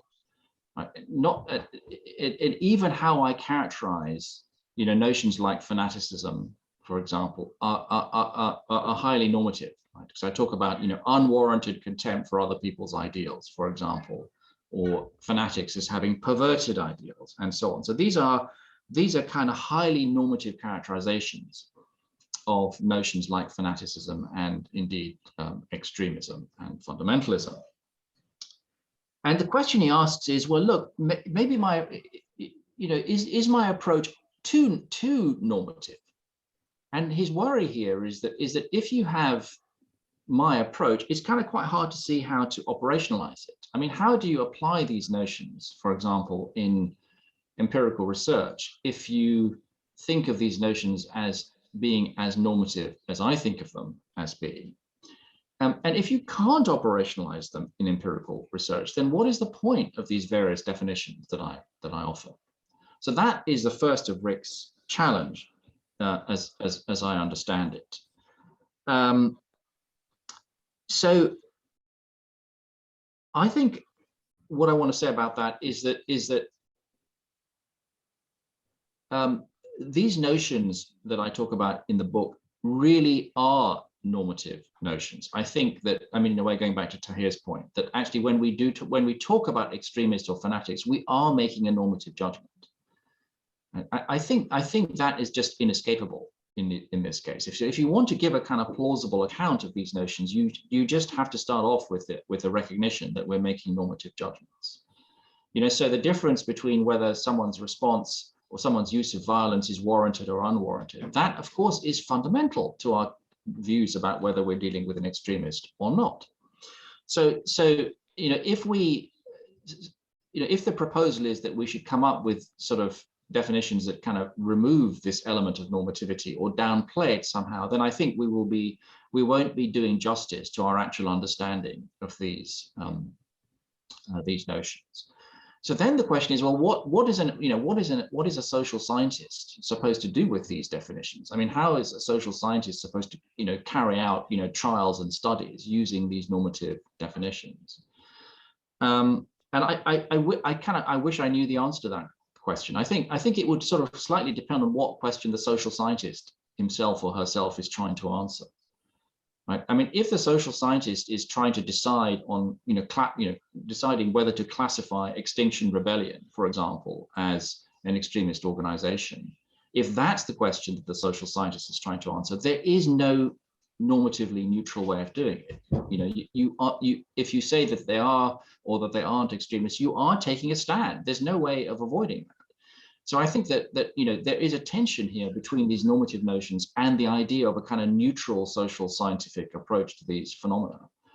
The social scientific research on these phenomena, I don't really know what the questions are that they address. I mean, is the question why do people become extremists? Is that a social scientific question? If it is, I don't think you can answer it without involving, without making normative judgments. So I think, in a way, I think what this shows is that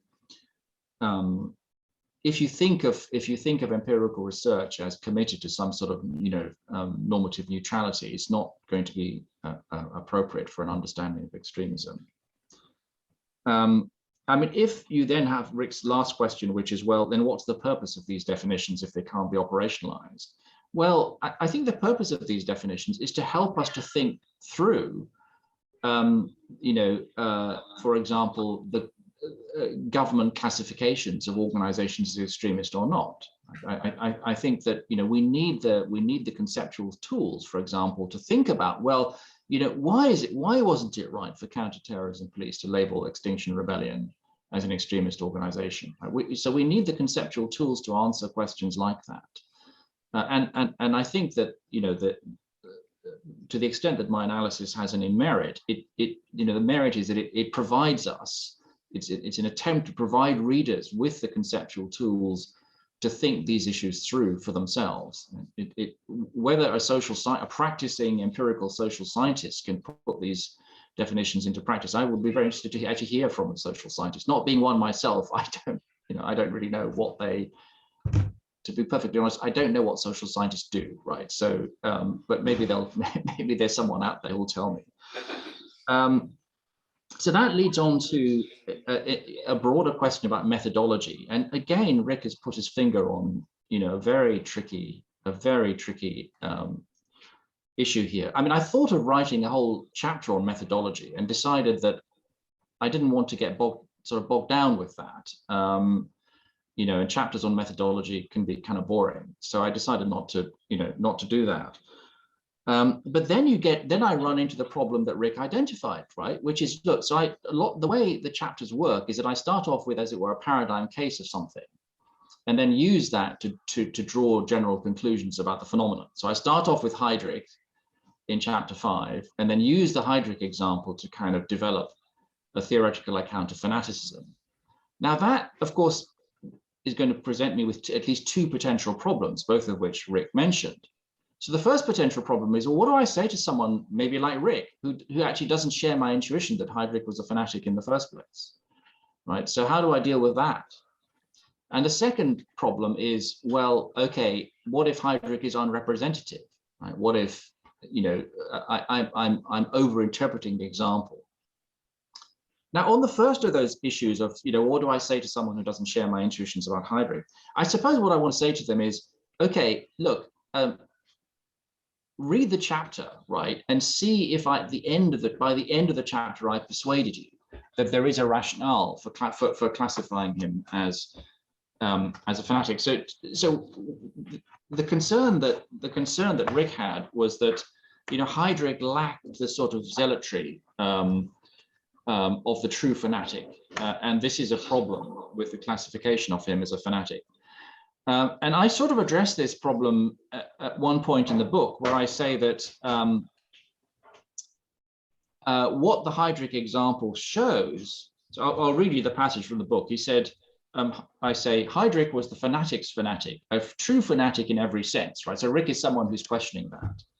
So I say that yet there are aspects of his fanaticism that are hard to reconcile with historically influential accounts. And that's one reason for focusing on him. The image of the fanatic today is that of the hot-headed, passionate religious zealot, the self-flagellating maniac who glorifies in self-sacrifice and delights in the physical destruction of his enemies.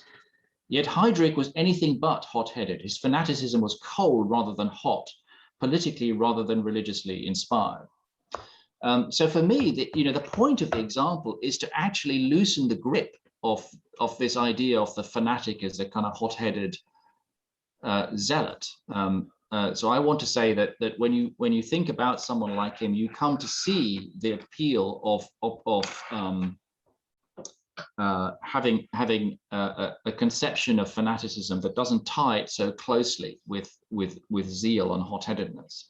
Now, of course, you might read my discussion of Heydrich and think by the end that, well, you're still not convinced, right? And I sort of can't really do anything about that other than to say that, you know, it seems to me that these examples are quite useful for bringing out, you know, the possible range of application of the notion of a fanatic. And of course, it's possible that, you know, Heydrich isn't representative.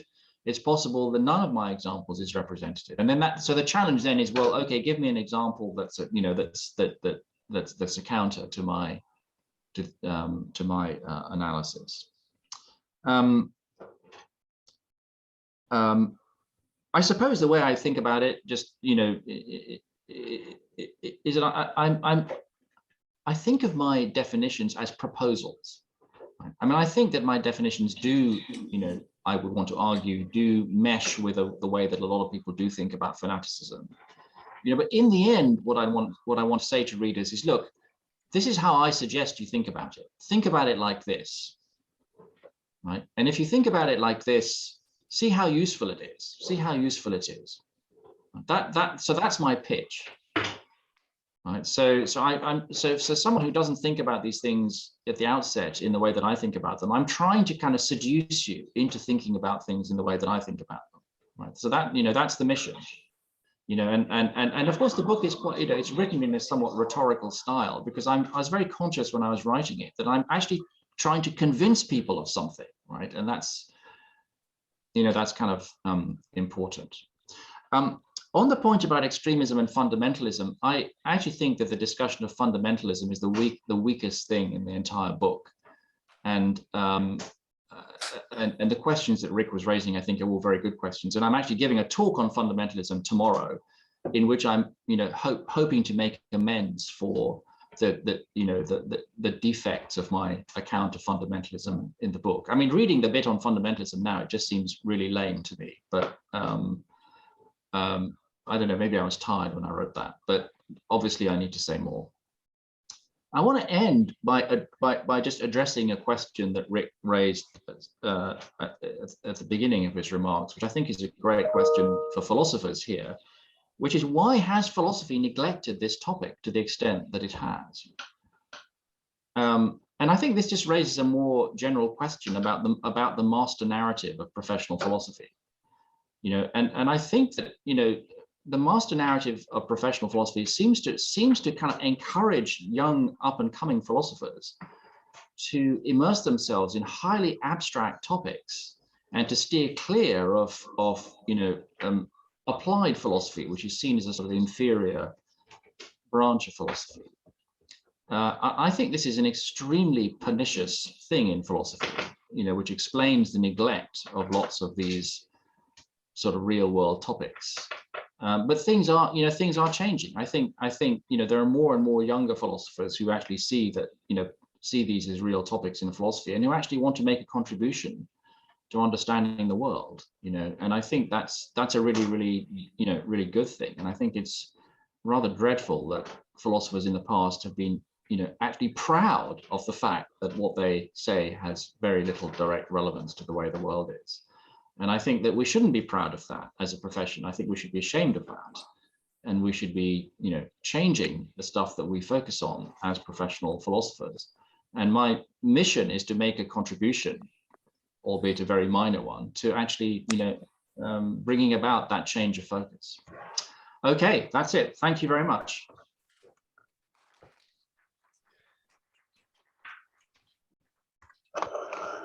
For this reply, we now have half an hour time for the remaining discussion. So I would like to give the opportunity to the three respondents to engage and open in the discussion by replying to what Quassim said, but maybe also taking up issues that the other respondents brought up, and then I will integrate the audience into the discussion and you can raise your questions. Comments. Rick, Naomi, and Tahir. Okay. Well, thank you. Thank you, everybody, for the reading of the book, and for Professor Cassam to come back to us with your reflections and our reflections. So I suppose the admission needs to be made straight away. I am a social scientist, and I've actually actively never taken a philosophy class ever. So this book has been an absolute learning curve for me. Obviously, I've dabbled with philosophical concepts in my sociological work. And of course, that's essentially it. I'm interested in society. And when I'm thinking about society, I'm thinking about power and the power relations in society that leads to problems and conflicts, out of which we find different aspects of extremism. And this is why the book is very interesting to me, because it's precisely what it says on the title. It's a philosophical analysis. It helps us to think through concepts that are thrown about every day as if they have consistency in meaning and application. And they don't, for all sorts of philosophical and social science reasons. And I think it's a tool for me, it's a book of tools, if you like, for me to help think through social science questions that are real world and ground up. In my attempt to try and understand questions of how to understand radicalization, I'm interested in what's going on the ground. I'm not so interested in what's happening with policy, but I understand that policy has an impact on relations between people that leads to conflict, that leads to extremism. And so this is why I think this is the real value in such a contribution. And as you say, the idea that philosophy is just for itself and doesn't really have a real world application or meaning is a bad thing. I think that's something I can very much agree with. And this kind of philosophical thinking is helpful for us as social scientists, looking at real world questions with the hope of generating policy relevant real world answers, as well as theoretical conceptual contributions. So in that respect, yes, the relativity question is important as well, because while we think and understand that Nazism was a horrific experience in our 20th century history, we see that as contextualized in its time as normal for many Germans who had to undergo that. And some people didn't have much of a choice. If you're an 18-year-old young German man, you had no choice to join but the Nazis in that historical period. But today we have neo-Nazis who allude to ideas of Nazism that were relevant then and seek to apply it today in today's world. How does that work? How do we get to see that operate in the world today? And what can we do to better understand measures, systems, applications to counter it? So that's part of the work I need to do, and the part of the work of the philosophy of extremism is helpful in that respect. So I think we do share some common interests by way of helping us to better understand these concepts and how we better treat them in today's world problems. There are ways of testing extremism and radicalization. And I think that's what we would do as social scientists. And in my work, we try to build up various grounded theoretical understandings of people's interpretation. And of course, interpretation is key. I'm a positivist. I'm an interpretivist, and that, I suppose that's also a philosophical approach. But the book for me has helped me to challenge some of my assumptions and some of my understandings of extremism. And I think that's its contribution. And I think that's its merit in and amongst all sorts of contributions coming out in this field. And it would be welcome to see more philosophical thinking in this area. And that challenges us as social scientists trying to think about these ideas today going forward. So that's my quick response. I look forward to other thoughts and responses going forward. Naomi, do you also want to reply? You want to go first, Naomi? Yeah, sure. So thanks for the reply, Cassam. So I want to raise two questions. So one is on the external justification. So even if you adopt an externalist and an unapologetic externalist perspective on the mind, and so say that the ANC and members of the ANC they were really persecuted, so they weren't extremists. So my question would then be, how would you then account for the fact that within this movement, you have differently minded people? So for all of them, the persecution was real. So it was justified to being preoccupied with the persecution was justified. But still, some were probably fanatically minded or militantly minded or monomanically minded. So I would, even if this justification is there or the lack of justification is there, there's still this difference. I don't see how this really solves the issue of external justification in the sense of just or unjust causes. And the second about mindsets and narratives. So in the end, you say, why do narratives appeal to certain people? And here I think that this is precisely why it matters how,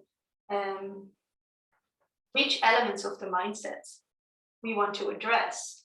And why I think that calling it, the whole mindset might actually not be useful in certain respects. So it seems that why do narratives appeal to certain people, that here we should be talking about their lived experience and a need to make sense of their lived experience, and that the preoccupations are precisely the things that result from making sense of their lived experience and from adopting these narratives. Yeah, so that's my quick response. Can I just say very quickly, just on the first of those things about the ANC? I mean, it's perfectly true that with the ANC there were people who favored the armed struggle, and there were people who didn't. So there were militants, people who were more or less militant.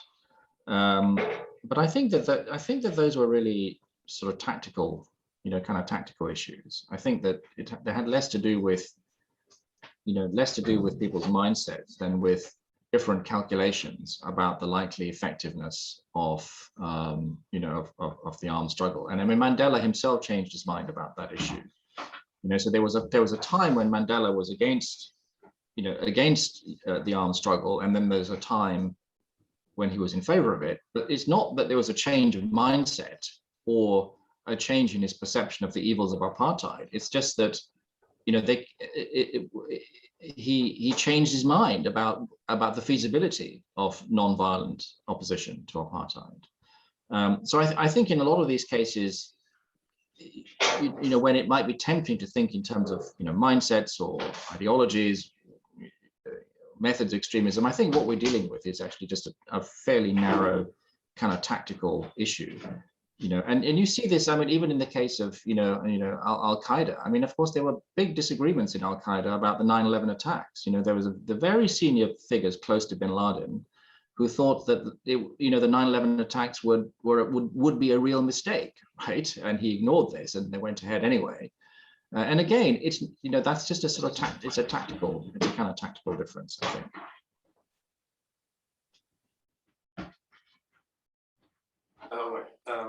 Finally, myself quickly. So I think what you've rightly drawn attention to, Quassim, is that a notion like extremism is inherently normative. And I think if you're right about that, maybe what follows is that in all quantitative and qualitative work that employs the notion, it will be valuable to make those normative assumptions explicit, something like an axiological section in which these normative assumptions are laid out. So as to make sure, so maybe also laid out and potentially justified or just stipulated, so that, say, different quantitative bodies of research can be compared with one another.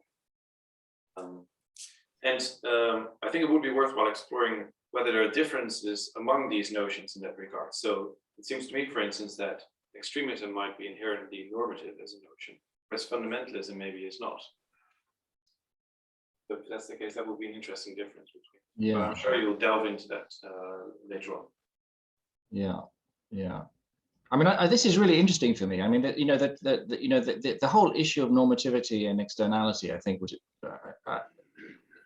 I don't think I really kind of focused on this enough in the book, and I can see now that these are quite important, and that actually perhaps it would be helpful, as Rick, as you were just suggesting, to be more explicit.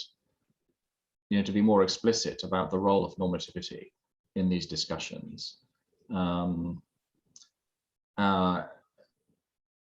I think I sort of was taking certain things for granted that perhaps are more contentious than I was aware of. And would you agree that one can, it is possible for one to be an extremist while, for instance, one is indeed persecuted or one is indeed humiliated, but one's response to that makes one an extremist, right? So maybe the way to go there would be to say, in that case, one is not a mindset extremist, or maybe not a version of that, but just a methods extremist. That is possible, right? Yeah. I mean, you could be an extremist in the sense that the methods that you use in response to actual persecution are extreme methods. And disproportionate, yeah. I mean, again, if you think about the the Al-Qaeda narrative about the US in the Middle East, I mean, well, it's not that everything in that narrative is false. There's quite a few true things in there. You know, the Al-Qaeda narrative about corrupt regimes in the Middle East. Well, that's true. There are lots of corrupt regimes and corrupt and oppressive regimes in the Middle East. They're responding to something real, but of course they're still extremists because of the nature of their response, because of that, because they have gone for a particular form of terrorism in response, and I think that would still make them extremists. A question about this, is the response merely behavioral, or can we also say that even if the persecution is real, the way it figures in psychologically also, or one's patient with it, or the simplification, in way of thinking about it, also can make one a psychological. Yeah, I think that's right. I mean, so one thing that's very striking about the Al-Qaeda narrative is that although they identify real phenomena in the Middle East, they also buy into anti-Semitic conspiracy theories, right? So of course part of the Al-Qaeda narrative is it's the Jews, right, who are ultimately behind all this, and that's a kind of classic case of the sort of conspiracy thinking that. So it's kind of quite complicated. You have a response to real phenomena, so that they aren't responding to pure fantasies. I mean, there's something real that they're responding to. They're responding to it using extreme methods, but also the narratives and analyses that they put forward are also sort of extremist in their orientation, right? If in the sense that they, obviously they go in for apocalyptic thinking, they go in for conspiracy thinking, right? So there are two examples of an extremist mindset. So you have extremism still at the level of psychology and at the level of methodology, even though they're responding to something real. Right? Whereas in the case of incel extremists, they fail on all counts. Right? I mean, those who resort to terrorism are using extreme methods. It's full of paranoia and conspiracy thinking in their psychology, and they're responding to something non-actual.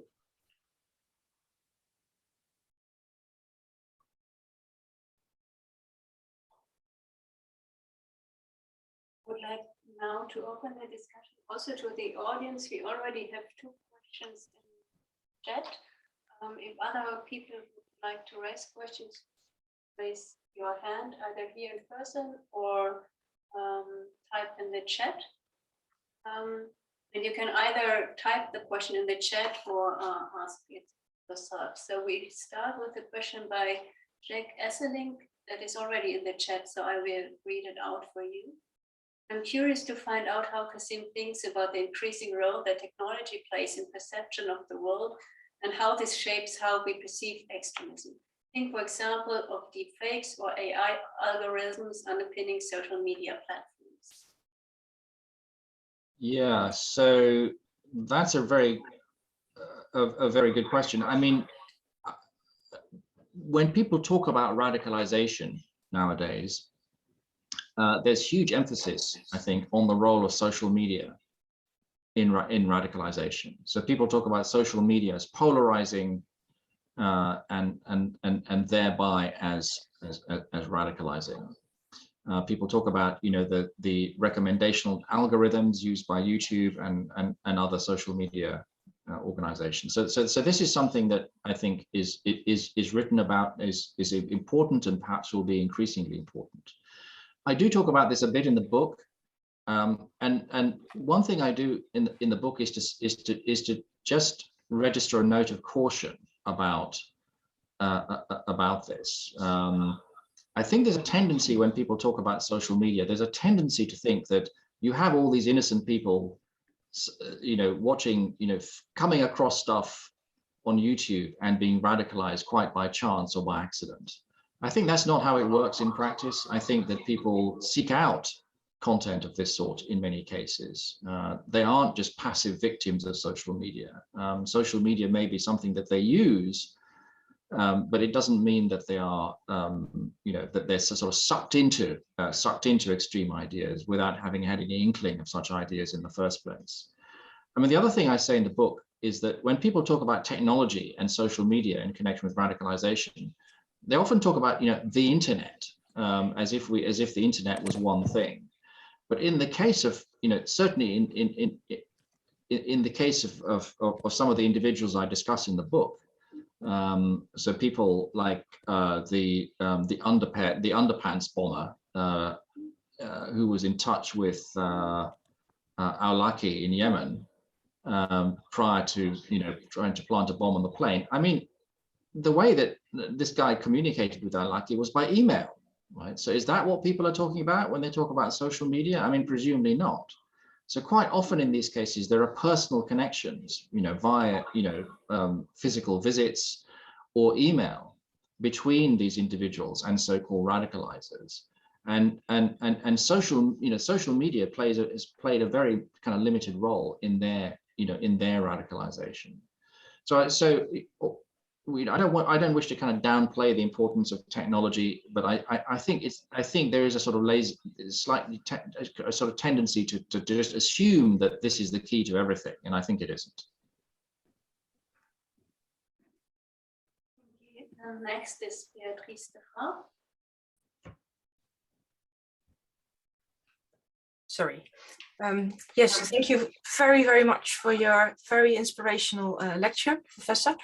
I do have a question, however. I've been fascinated by your research and by your presentation, by the discussion, but I was wondering, you seem to very much connect the mechanism between radicalization, extreme beliefs. You seem to pinpoint that on the notion of grievances. People will be triggered by injustice frames, grievances, narratives that relate to feelings of injustice. I can completely relate to that, yet, and this is also a received notion in the literature, De La Porta, Van der Bos, etc. Yet, I have the feeling that if we discuss religion and extreme beliefs and the more spiritual underpinnings of radicalization, there's perhaps also something other at play, not an objective sense of injustice as such, or an objective sense of grievance as something is wrong with the world, but also a sense of perhaps not a grievance, but a shortcoming related to one's own culpability, a sense of contrition, a notion that in a very much a Christian sense, the world is sinful, but also for Islamic jihadists, and I will present more on that tomorrow because I interviewed them for my book.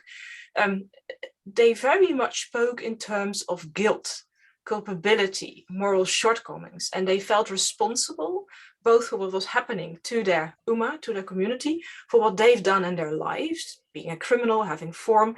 So they felt that combining the injustice frame, the grievances in a more social objective sense with their own personal feelings of guilt, that prompted them to engage in this path of radicalization because they could atone for something, atone for the sins of the fathers, atone for their own sins. And I know that this may sound very much Christian informed, but I do have collected empirical data now that also points to this being part of Islamic or Islamist radicalization pattern. So could you say something about how the notion of guilt, culpability, contrition, could that have a place in your argument, in your analysis? Thank you.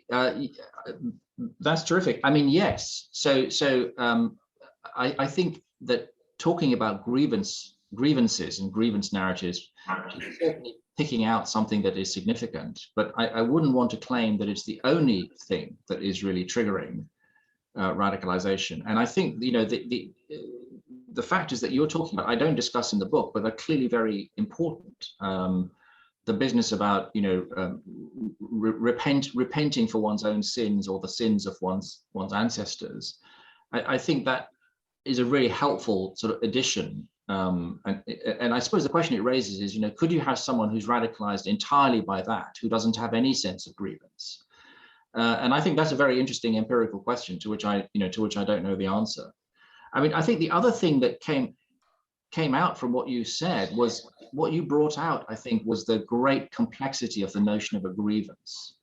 And again, this is something that needs to be looked at in greater detail. So of course, when people talk about grievances, they talk about, people seeing videos of, people of their religion being mistreated in other parts of the world, right? So that's classic sort of grievance story. But there's also a grievance in another sense, where people who think that the way the society is run is not in keeping with the demands of their religion, for example, right? So if you take, so this is something I'm going to talk about tomorrow, but if you take the example of Sayyid Qutb, right? So one of the ideologues of Islamism. So one of Qutb's ideas, based on his sort of theological thought, was that the only morally acceptable form of living is one that accepts the sovereignty of God, right? So divine sovereignty is the key, right? And of course, it follows from that democracies are flawed, right? They're flawed because the democracies accept the sovereignty of human beings and are therefore a challenge to the sovereignty of God. Now, you can imagine someone like that being, someone with those ideas being radicalized by them, even to the extent of resorting to violence. But do they have a grievance? Well, you might want to say, well, they have a grievance against democracy in the sense that they think that democracy is a violation of the sovereignty of God. But it's a very different kind of grievance from the grievance of someone who sees other Muslims being tortured somewhere else in the world, right? So this is sort of developing, I think, what you're saying, that if you want to talk about grievances in the Sayyid Qutb case, I mean, these are what you might think of as theological grievances or theologically based grievances, rather than grievances in the kind of in a much more commonsensical sense.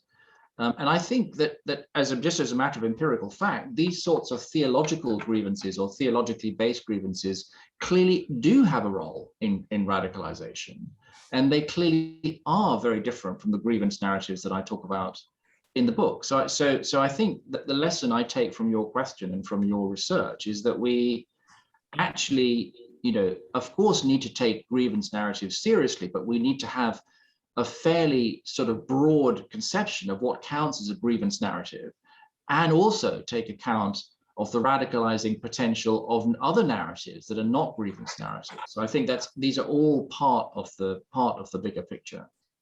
Thank you. Very, very briefly follow up. This is already very stimulating.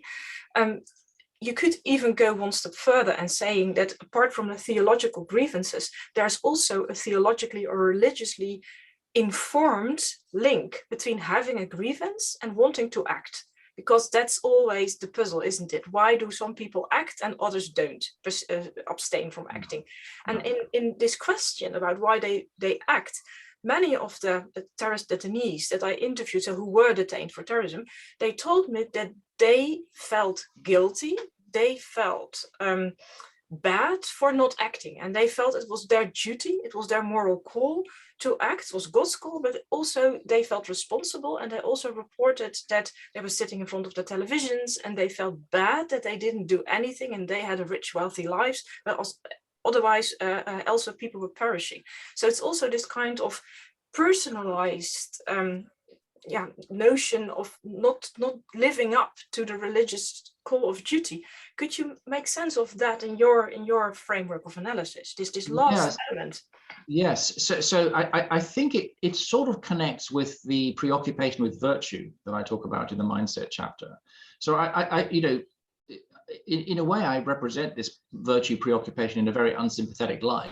I present it as if these people are very exercised by their own virtue and the need to be virtuous. But a more generous way of putting it would be to put it the way you just put it, right? That these people feel that they are under a moral obligation, to act. They need to, so it's the classic thing that you don't stand by, you know, a pond when a 4-year-old child is drowning, right? You go in there and you try to save the child, and you know, it's appalling to just stand by and do nothing if there's something you can do. And of course, that's exactly what these people think.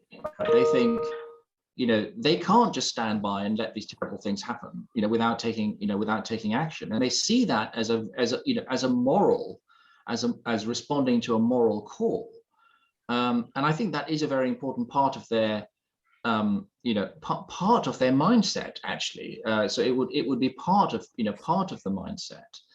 And the question that it raises, I think, is, but, you know, well, what's the difference between them and someone who's actually a moral person, right? I mean, you know, there are lots of perfectly decent, moral, upstanding people who think that they shouldn't just stand by and let people starve to death, that they should do something about it. You know, imagine being a doctor who thinks, you know, you should sign up for MSF, or, you know, because, you know, so what's the difference between the two cases, right?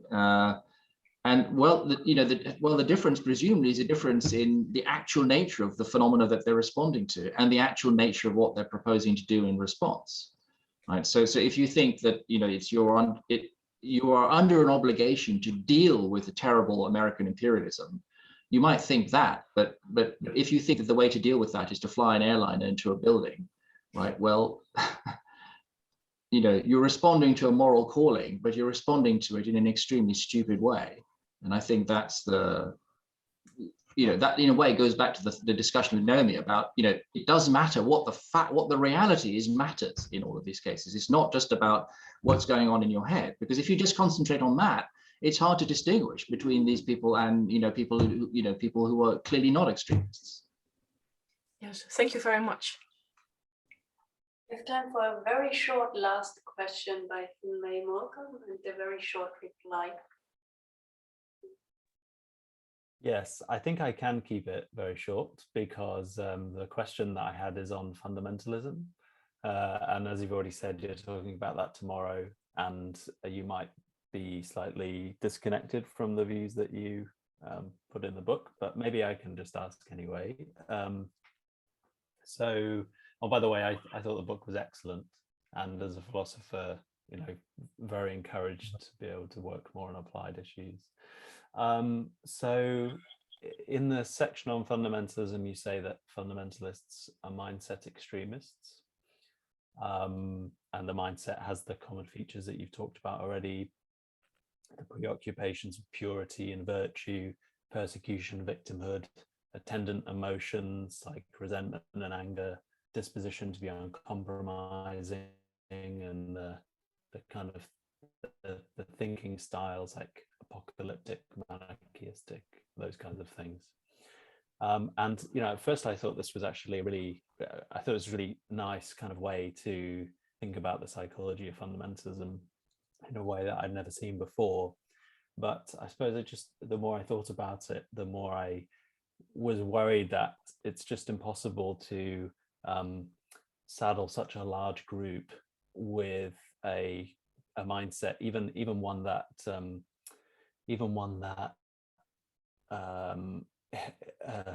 doesn't have, say, every single one of these aspects to it, maybe just like cherry picks bits of them.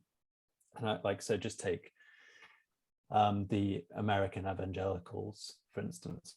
It's often thought of as fundamentalists, but that means millions of people in that sociological category, and it just seems very unlikely to me that they could all share this kind of mindset.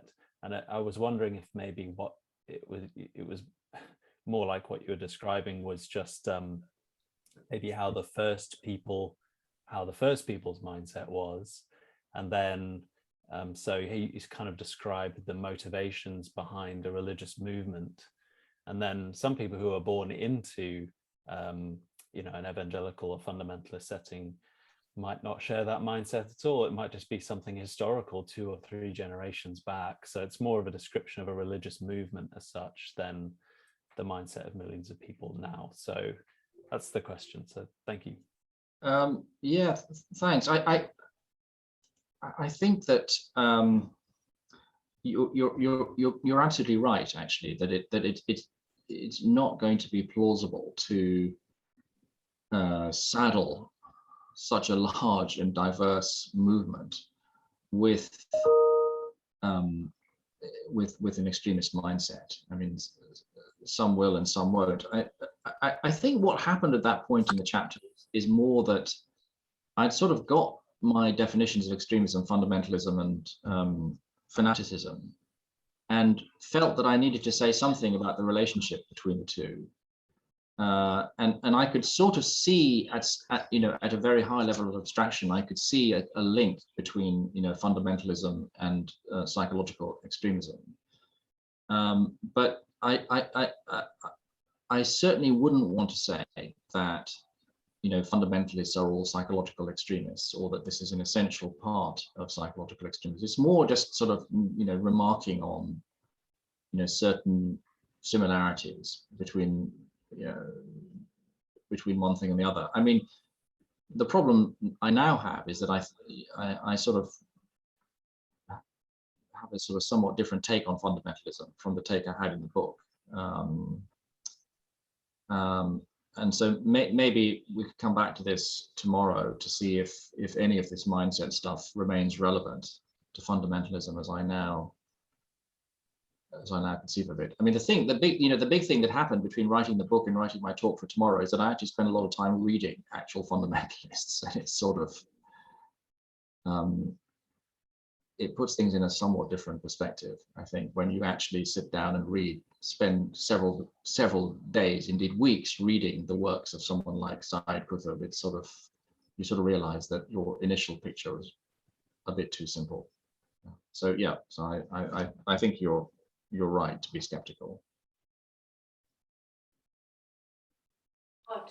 So, and thanks to you all again for this very fruitful and inspiring discussion, and especially to you, Quassim, Cassam, for engaging in discussion with us.